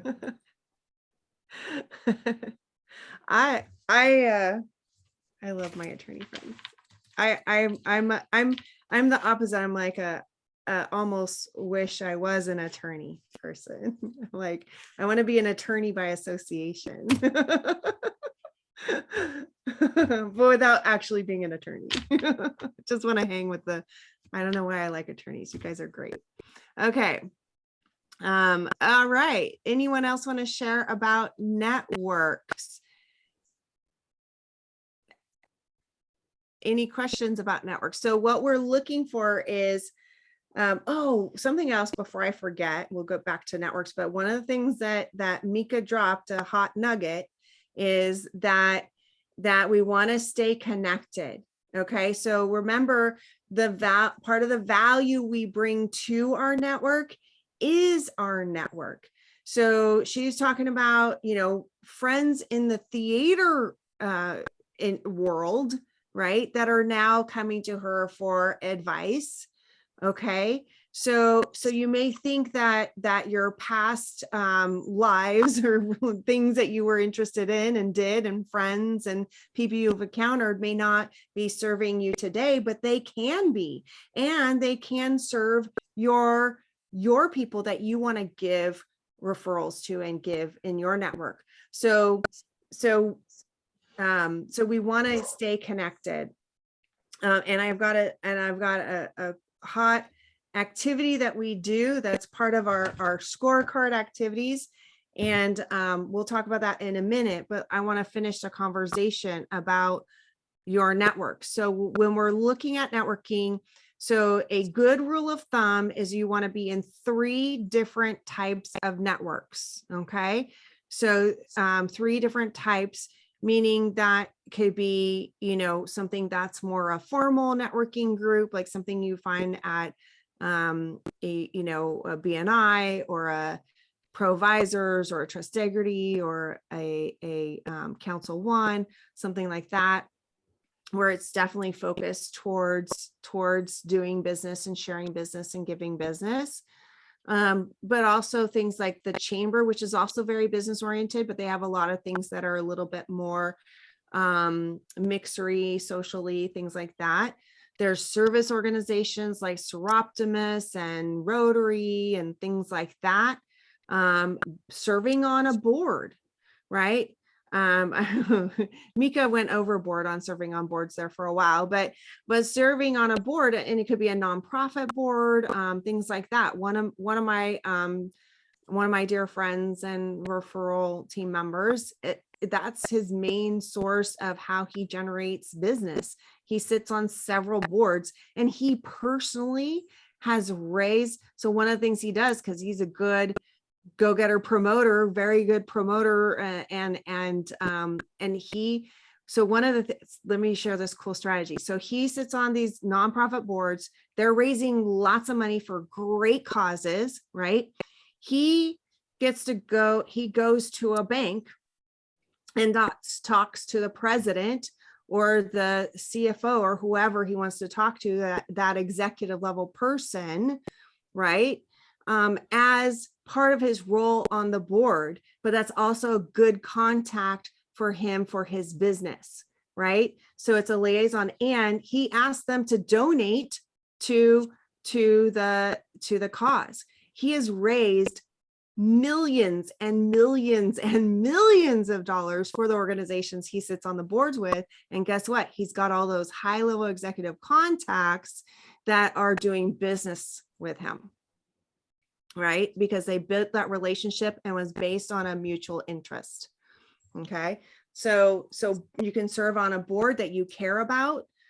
You can be a part of something fun like a golf club. I keep bringing up golf. Can you tell I like golf? So there's lots of ways that you can reach that. You want to be strategic though as well. So you need to have some people in those networks that are contact sphere folks that can be on your referral team, that have influence and connections with your target market. So the best networking groups where you're building those relationships over time are with your referral team, because remember, those individuals are a doorway to business after business after business, that recurring business. So if we're just thinking, oh, I want to be in this group because it's a bunch of my clients, yes, you want to be in that group as well. And you want to be in a group that's full of referral sources. Okay, because that's the fastest way and the easiest way to maintain your referral business. Does that make sense? Okay. Any questions about that? Does anyone need help around their networks or ideas? Feel like you know what you're considering? Now, if you are in 6, 7, 8, 9, 20 different networks, okay, you may want to pare back. And if you have lots of networks, I want you to pick your top 3 that you're going to focus your time and be committed to, where you're going to show up on a consistent basis, that you're going to be a contributing player. Okay. And because if you're only halfway there, it's not going to do you as much good. Right. So if those are your key places, you want to make sure that you are putting your best professional foot forward. Okay. Good stuff. Okay. So in those networks, okay, back to that golden nugget that Mika dropped. Your wider network, everyone that you know. There's an activity that we do on a regular basis as certified networkers and it's called the how are you call. Okay. The how are you call. Right. I abbreviate it hey. H-A-Y. Hey. The how are you call. Okay. These are calls to people who we know, who we've met at least once, right? Or we've known for 30 years, whatever the scenario. You call them and you say, hey, Mika, how are you? Okay. This is the purpose of the call is to deepen the relationship. Okay. That is the number one only purpose. You don't have to call and this is not to promote your business. This is not to, do anything other than to build the relationship. Now, if they ask you about business, definitely talk about business, say, hey, things are good. This is what's happening. How's your business? Definitely, go where the conversation goes. But the purpose is to build that relationship deeper, because the deeper the relationship, right, the more influence we have if we want to help them by referring them to someone else in our network, or we want to help them by becoming a better referral partner. Okay. So we need a wider network so we can give more to our focused top 12. So we want to continue those relationships. Yeah, Deanne? I just want to say that you got me so excited yesterday. I made sure I got a mission statement and my vision. Actually wrote a blog, and you know what? I said, my good referral partner, Miley Comer, she says you should do a how are you call. So it's in my new blog. Yay. It was, I know, I was like, whoop, I was on a roll. But, see, and that's what happens when we're in this community where we're talking about these things. It just inspires us. It makes that action easy, right? I mean, how many of us have been like, oh, I should write a blog, right? Me included, right? But Deanne got so excited that it made it easy. Okay. So that's what we're here for. Okay. So the how are you call. This is a staple. Now, let me tell you a story about this. So one of my clients, his name's Doug. He is a corporate consultant in biotech, pharmaceutical arena in Silicon Valley, right?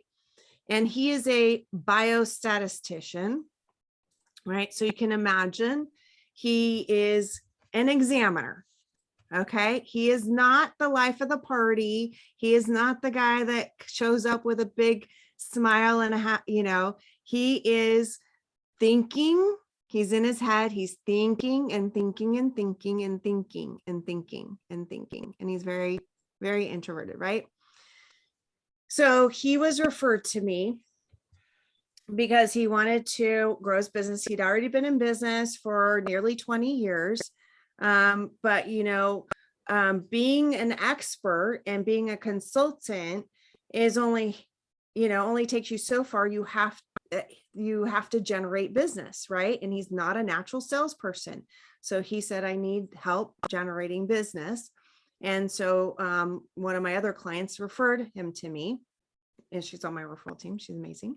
So referred him to me because, he wanted to, so the type of business he was getting was kind of like, he felt like he was a necessary evil in a way, because some of the work he does helps them with their data in order to get FDA, clearance on certain parts of their new things that they're doing. Okay. That's as biotechy as I get. Okay. So, so anyways, he wanted to feel like he was valued for his amazing expertise. But so the first time he walked in to Certified Networker, he was a little wound a little tight, a little, like crunched up, a little curmudgeon-y. And like, I don't know if this is going to work and blah, blah, blah. Right. It's like in my industry and da, da, da. And so we're working on the how are you calls. Okay. I'm like, you call people, you say, how are you? He's like, people don't do that in my world. Okay. And I said, you can do it. Okay. So now he's a process person. I said, this is part of the process. Okay. He's like, all right, I will see what I can do about this.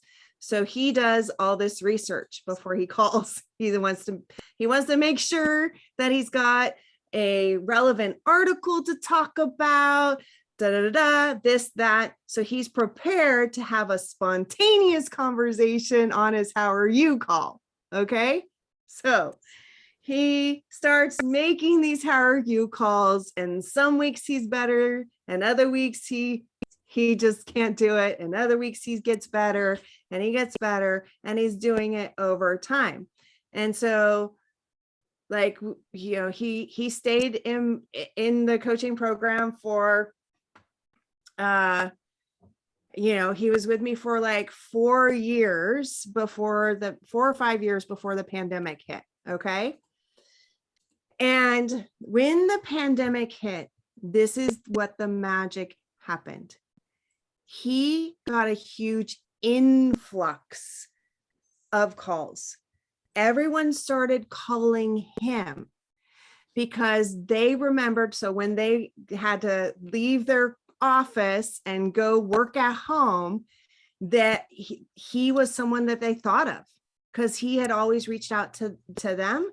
So now he was receiving all the how are you calls, and his business has been off the charts. He got 2 interim executive positions, VP of something technical, and all this extra consulting work. He has been going, and the business has been flooding to him.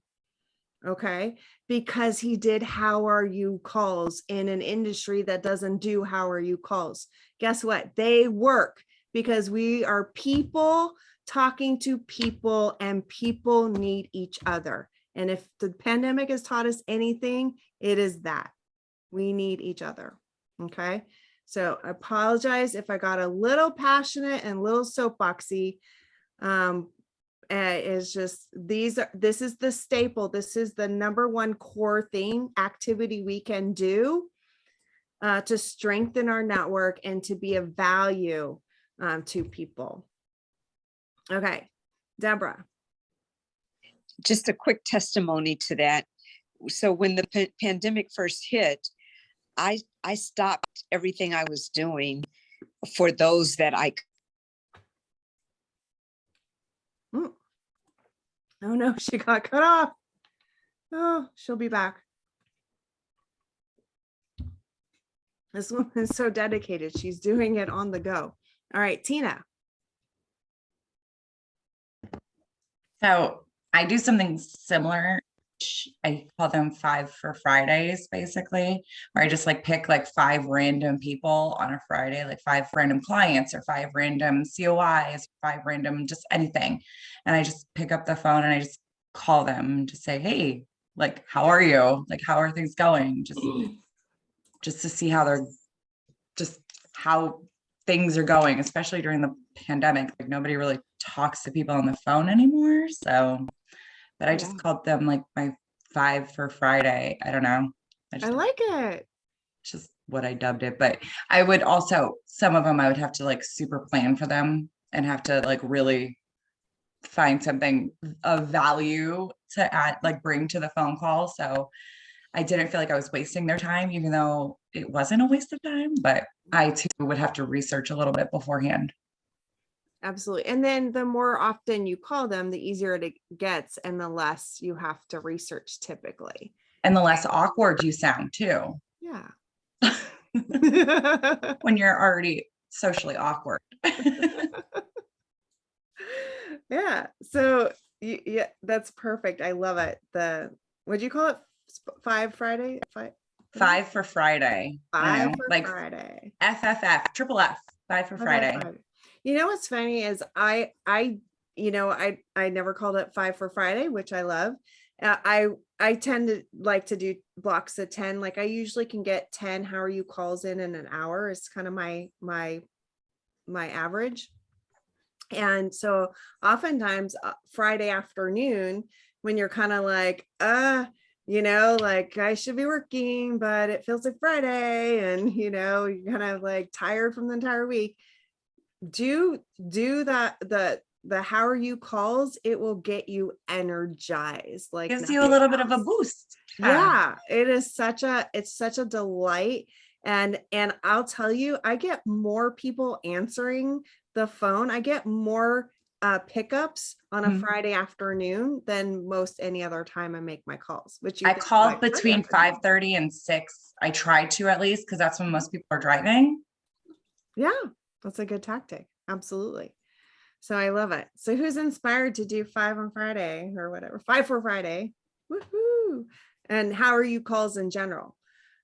Yes. Everyone's a yes on how are you calls. Yes. Yes or yes. Woo. Okay. Can I ask a quick question, Miley? Yeah, Mika. The 5 for the Friday calls. So how, and I need help doing this whenever I call anyone or anyone calls me, even if I say, okay, it's a quick thing, 10, 15 minutes, but it doesn't usually, it usually lasts a lot longer. So especially if it's somebody I know very well and there's a lot to talk about, it ends up being 45 minutes to an hour. So what are some of the techniques that easiest technique is like, oh my gosh, we have so much to catch up on. When can we meet for coffee? Or like, let's go, like, can you join us for the next golf thing? Or, where am I going to see you next? So I would just see if you could get it to an appointment that fits better in your schedule. Right. It's just like, I just wanted to give a quick call and check in, but let's plan when we can get together and continue this conversation, because this is awesome. I will try that. I have 2 perfect examples. The 2 individuals who are in this seminar, both James Vu and Anna. I met, I recently met with Anna, and it's supposed to be a shorter, meeting, but we were so engaged in the conversation. I think we met for almost 2 hours. And same thing with James. Usually when I call him and I say, I have a quick question, he's just so patient with me. He actually falls in, earlier we were talking about the different networking groups, information support and referral networks, and somebody said that it's very difficult to find one. Well, for me, that would be James Wu, because he falls into all those 3, and so he ends up having to listen to me for more than an hour, even when we intend to only have a 10-minute call. But hopefully I learned from this session, and James won't have to talk to me for an hour unless it's necessary. Well, a couple of things is if you can schedule it more frequently, which you probably already talk to James frequently, but know that you have that time. And just, one of the things too is to say, hey, can I ask us to have like a hard stop at this time today, because I want to respect your time and I need to be better at respecting my time. So James, will you help me on that? Help me keep me on task and I'll, accountable to myself. That's one way, especially with James, you could do that. And sometimes there is magic in it going over and things like that, but I think that's great that you're conscious about it. And work on, because you're so effervescent as you're and it can be fun once you get to talking. So just see if you can set an end time and do your best to respect it, and then just set the next time you're going to talk. So you We'll can just set it for golf, so it's 4 hours. There you go.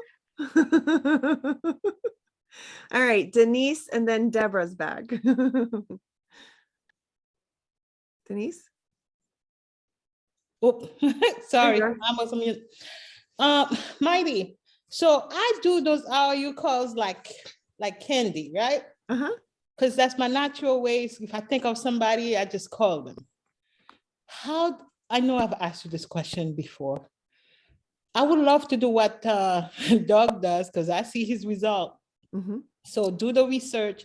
So it's like find out what the person may need, or or just different things like that, and then call them? Will that give better results? So it's not just a girl, how are you? And then talk and then nothing. Like I didn't conclude to invite them to anything. I didn't give them anything. It's just I was been nice, and I don't think any of them take it as anything different. Well, so one of the things you can make it more focused. If you want to talk about business, ask them about their business. How's work? How's, if you're talking to people with a job, you can say, how's work? Mhm. If, talking to another business owner, you say, how's business? Get the conversation in, because if they're good, they'll hopefully reciprocate, and then you can talk a little bit about your business. But yes, you can prepare and say, okay, I'm going to call I'm going to call these 3 people. And when I do my how are you call, I'm going to also invite them to this thing with me. Right.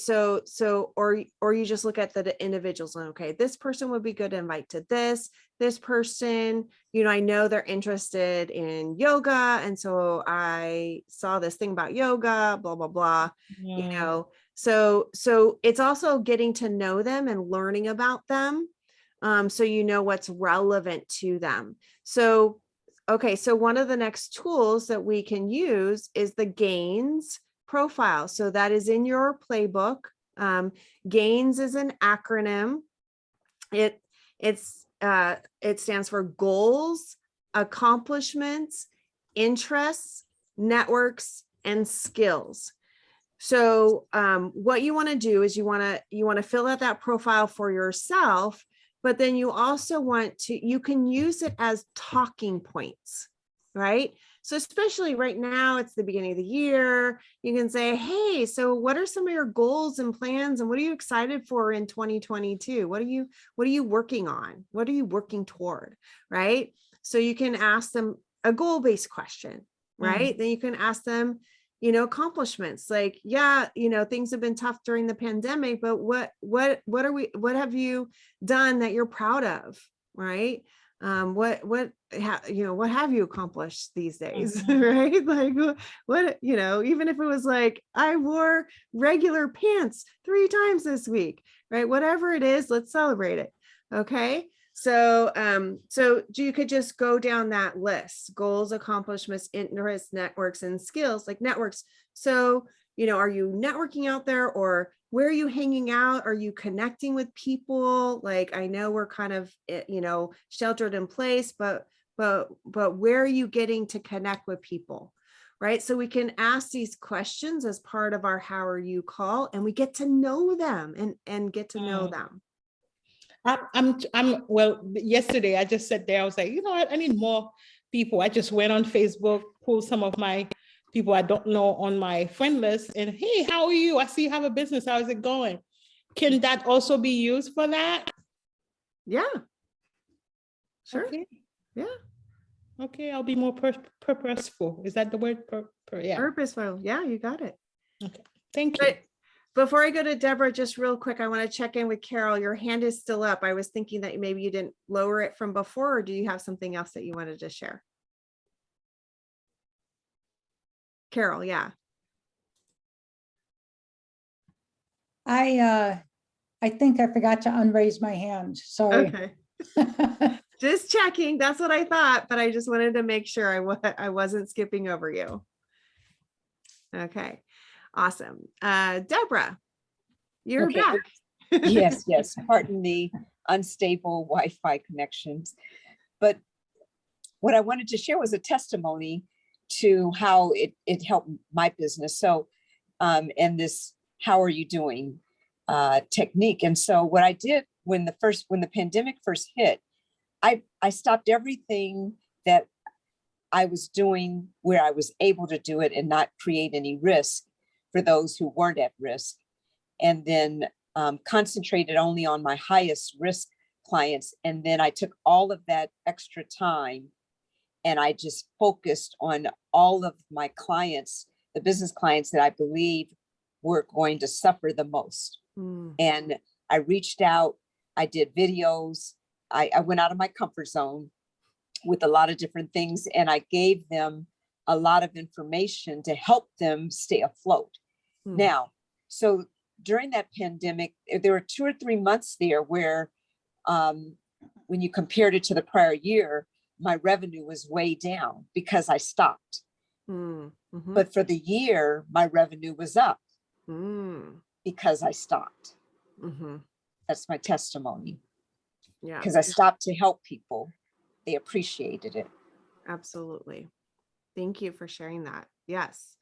I think, at the beginning of the pandemic, that's one of the things we talked about. And so one of the things is I have a network of coaches who are focused on doing business through relationships and referrals through Ascentive, right?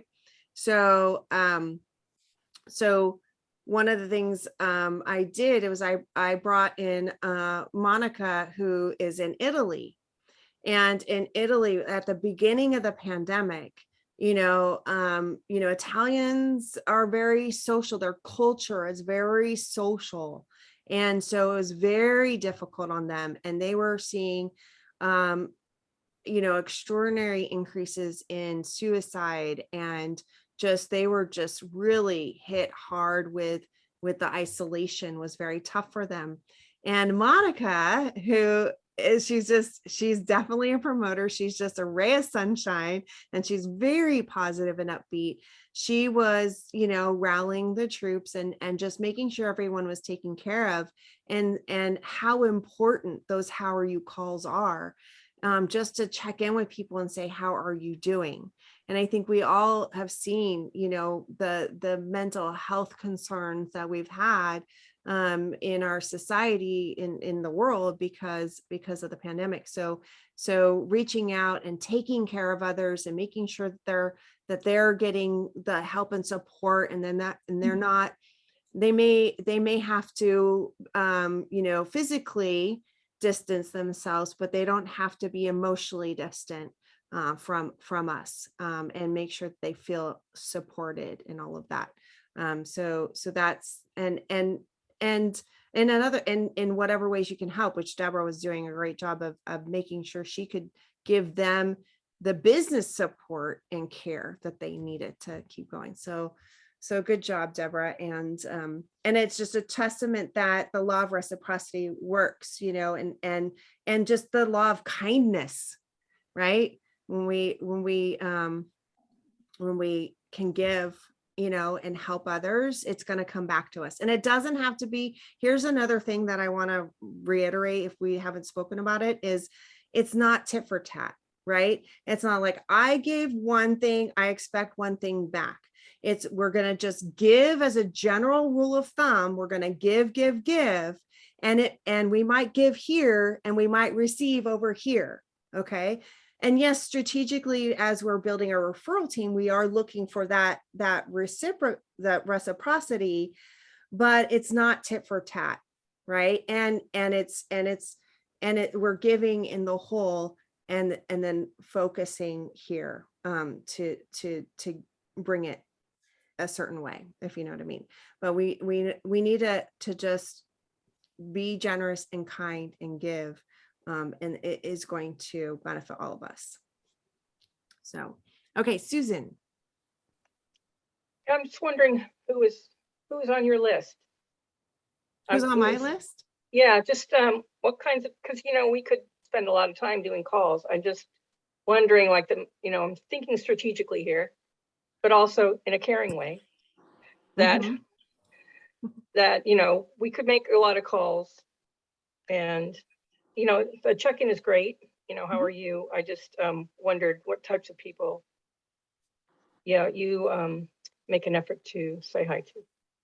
Right. So, okay, my number one list is referral team folks, which is, so obviously I have my top 12, but I kind of have my top 25 to 50 because I love it. I just do it. Right. But I mean, I do have my top, but then I kind of have a bigger list of, people in my networks and things like that. So referral team is my constant, right? I'm always looking, okay, And here's another tip is that, so I don't know about your phone, but I have an iPhone. Okay. And on my iPhone, I can put VIPs.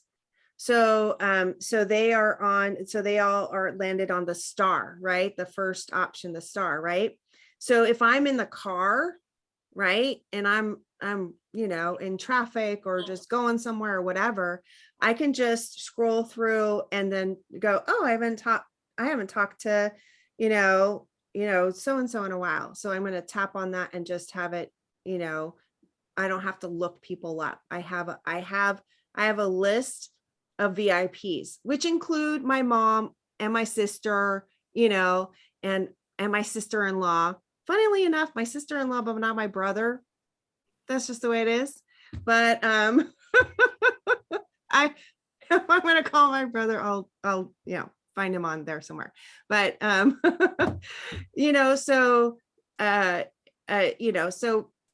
you just you have those important VIPs, but then I have people like, I've got Deanne on there and I got James. I think, Martha still might actually be on there, right? So, so you have your VIP. So that's an easy breezy. If I've just got, 20 minutes down the road, because like it takes 20 minutes to get anywhere, it seems, right? Then you've got an easy just push button.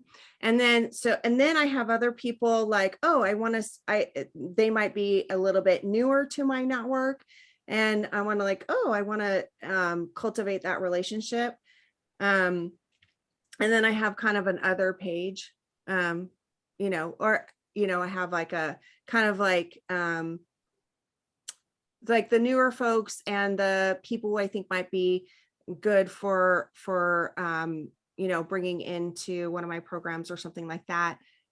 So I kind of have three lists. So I have the referral team, the newer to network / could be good for something in my programs, and then the other list, that is whoever else falls into that, other awesome people, or like someone I haven't talked to in a while, like a high school friend or something like that. Yeah, thank you. That helps. Okay, good. Yay. Okay. So how are you, calls? I think we got that one down. Are we ready for another break? Yes, we can use some wiggle time. So before we go to break, we got a couple hands up though. Before we go to break, can I take another photo? Is that okay? We like smile for the afternoon and do another photo. All right, here we go. And ready? 1, 2, 3. Thank you. All right, we're gonna take, Deborah, do you want to say one thing before the break? Yes. Okay. So someone in the chat asked me, what did I do? Which made me go back and look at my name as a participant, and I hadn't put in what I do. And I counted, then I went and counted everyone else who didn't, and there were 10 people. And so if this is what we do, at a minimum, we probably need to have our professions shown next to our name and what we do. So I'm just sharing that with everyone, whoever wants to go back and pull up your participant list and add what you do. That's right. And I didn't add what I did, but I have it in my background. I see that. Right. So, but sometimes I will put it in the name, so you can rename yourself if everyone knows that, hopefully by now, since the pandemic. The 3 dots on the upper right of the box, when you scroll over it, you click that and you can rename. And it is good to have your name on there and maybe a clue about what you do if you like. And here's one of the things I was going to talk about this, and I'll just do it real quick before the break, is remember how we used to like go to a networking event and we had these things called business cards, right? Remember that? Do you remember those? Right? And we would exchange them. Like, let's stay connected. Here's my card. Can I have your card? Right? And we exchange those cards. Well, now we're on the Zoom world, right? So what I have seen over and over, the number one way that we exchange business cards on Zoom electronically is connecting on LinkedIn. So if you don't have your LinkedIn profile current, I highly encourage you to go on your LinkedIn profile and update it. Okay. And Deanne and I host a LinkedIn lab. I think the next one's coming up February 17th, I think it is. It's just get it done time. So we get on the LinkedIn lab Zoom and we say, okay, I want to like work on my profile and this aspect, and you know, and then we work on, it's accountability session, a get it done session where we work on making sure our LinkedIn is updated. So we might be tweaking a description or putting a post or you know, whatever we need to do, and making sure that our LinkedIn profile is up to date. And we had the amazing Brady Thomas on one of our LinkedIn labs to talk about headshots, because your headshot is very important. People want to connect with people and it needs to be professional. Okay. If you're in a profession where, you know, you want to be respected as an expert and a professional, you need a professional headshot. Okay. You know, so people can tell if it's like 20 years old or if it's a selfie, you know, and things like that. You want to have a nice professional headshot because this is your brand and your image, and this is how people are going to connect with you and go, oh yeah, I met her at that event and I want to stay connected, and yeah, look at that. So, and it's also a great tool to help with introductions. So sometimes like I'll be doing an introduction and I'll put the LinkedIn profile links in there because it's an easy shortcut to say a little bit more about who they are and what they do, right? And there's you know, depth there, right? Oh, looks like Deanne put in the LinkedIn Lab Eventbrite link in there. So if you want to join us, come join us for LinkedIn Lab. Okay. So that's my little hot topic on LinkedIn. It was funny, actually. One of my clients just referred me to speak at a chamber event, and I spoke at that chamber. I spoke at their mixer or their monthly event, like in September of 2020, like, you know, when we're like earlier in the pandemic. And I spoke about this as part of, you know, I did like seven tips to grow your network on Zoom. And I talked about LinkedIn, and guess who was the speaker who followed me? The LinkedIn rep was the speaker after me, and she loved me and she kept referencing me. So that was pretty awesome. But LinkedIn is just a way business people connect. So I'm sure I beat that horse pretty well. So let's go to a break. Let's take 10 minutes and come back and we'll get some more good stuff before the end of the day. All right, so couple other comments. Okay, Carol had a question. How do you do your branded background? Okay, how I did mine was I went on Canva and created it. Wow, you're artistic. Well, I didn't create the Miley. I had a professional graphic designer design my Miley. Okay, and my logo, the Centtive logo, that's professionally designed.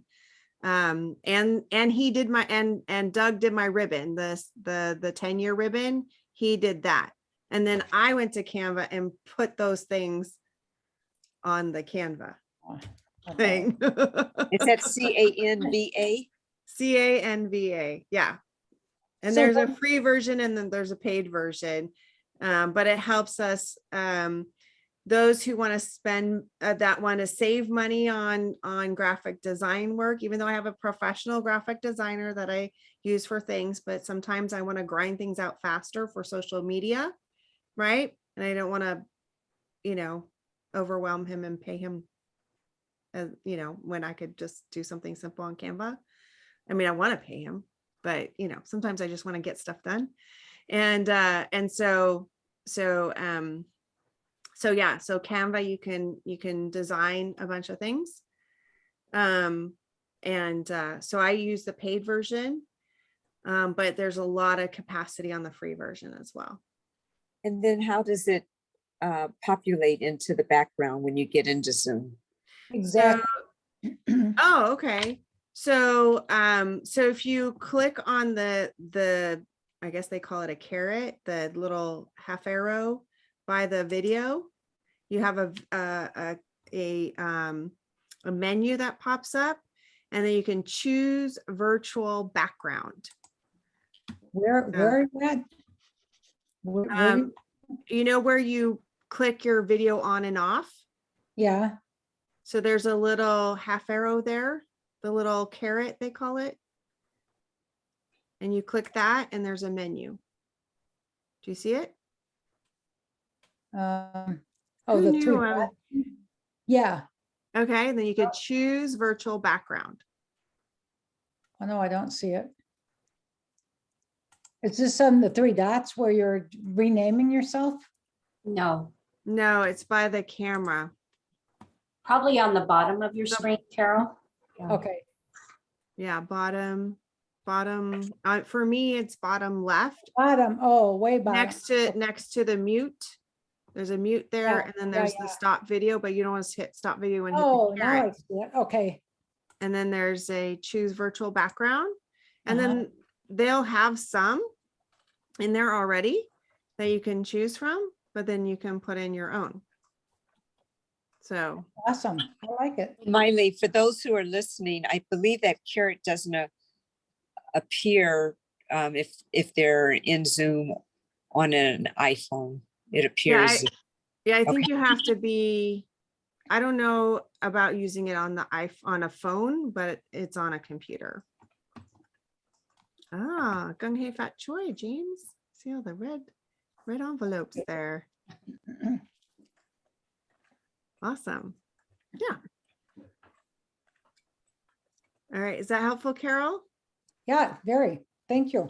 Or you can also just ask a graphic designer to do it for you. So. And how quickly could we get that up? Because I need something like that too. Very fast. Is it very fast? Great. Yep. So I guess we'll do a Canva tutorial later for those of you who want to work on your backgrounds.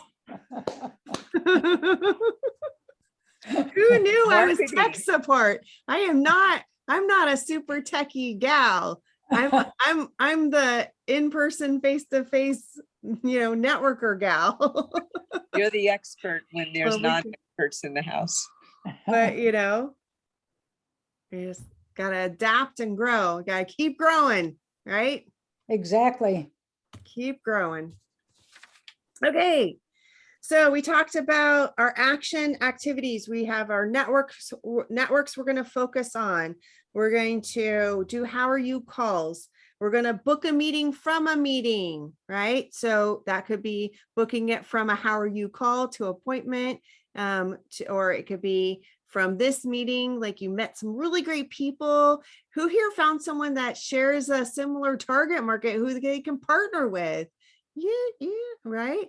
So, book a meeting from a meeting. We talked about,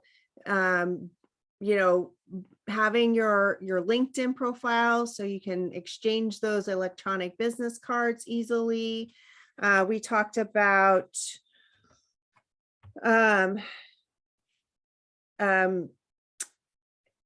definitely being an advocate and increasing your influence by inviting people, and being an ambassador of your groups.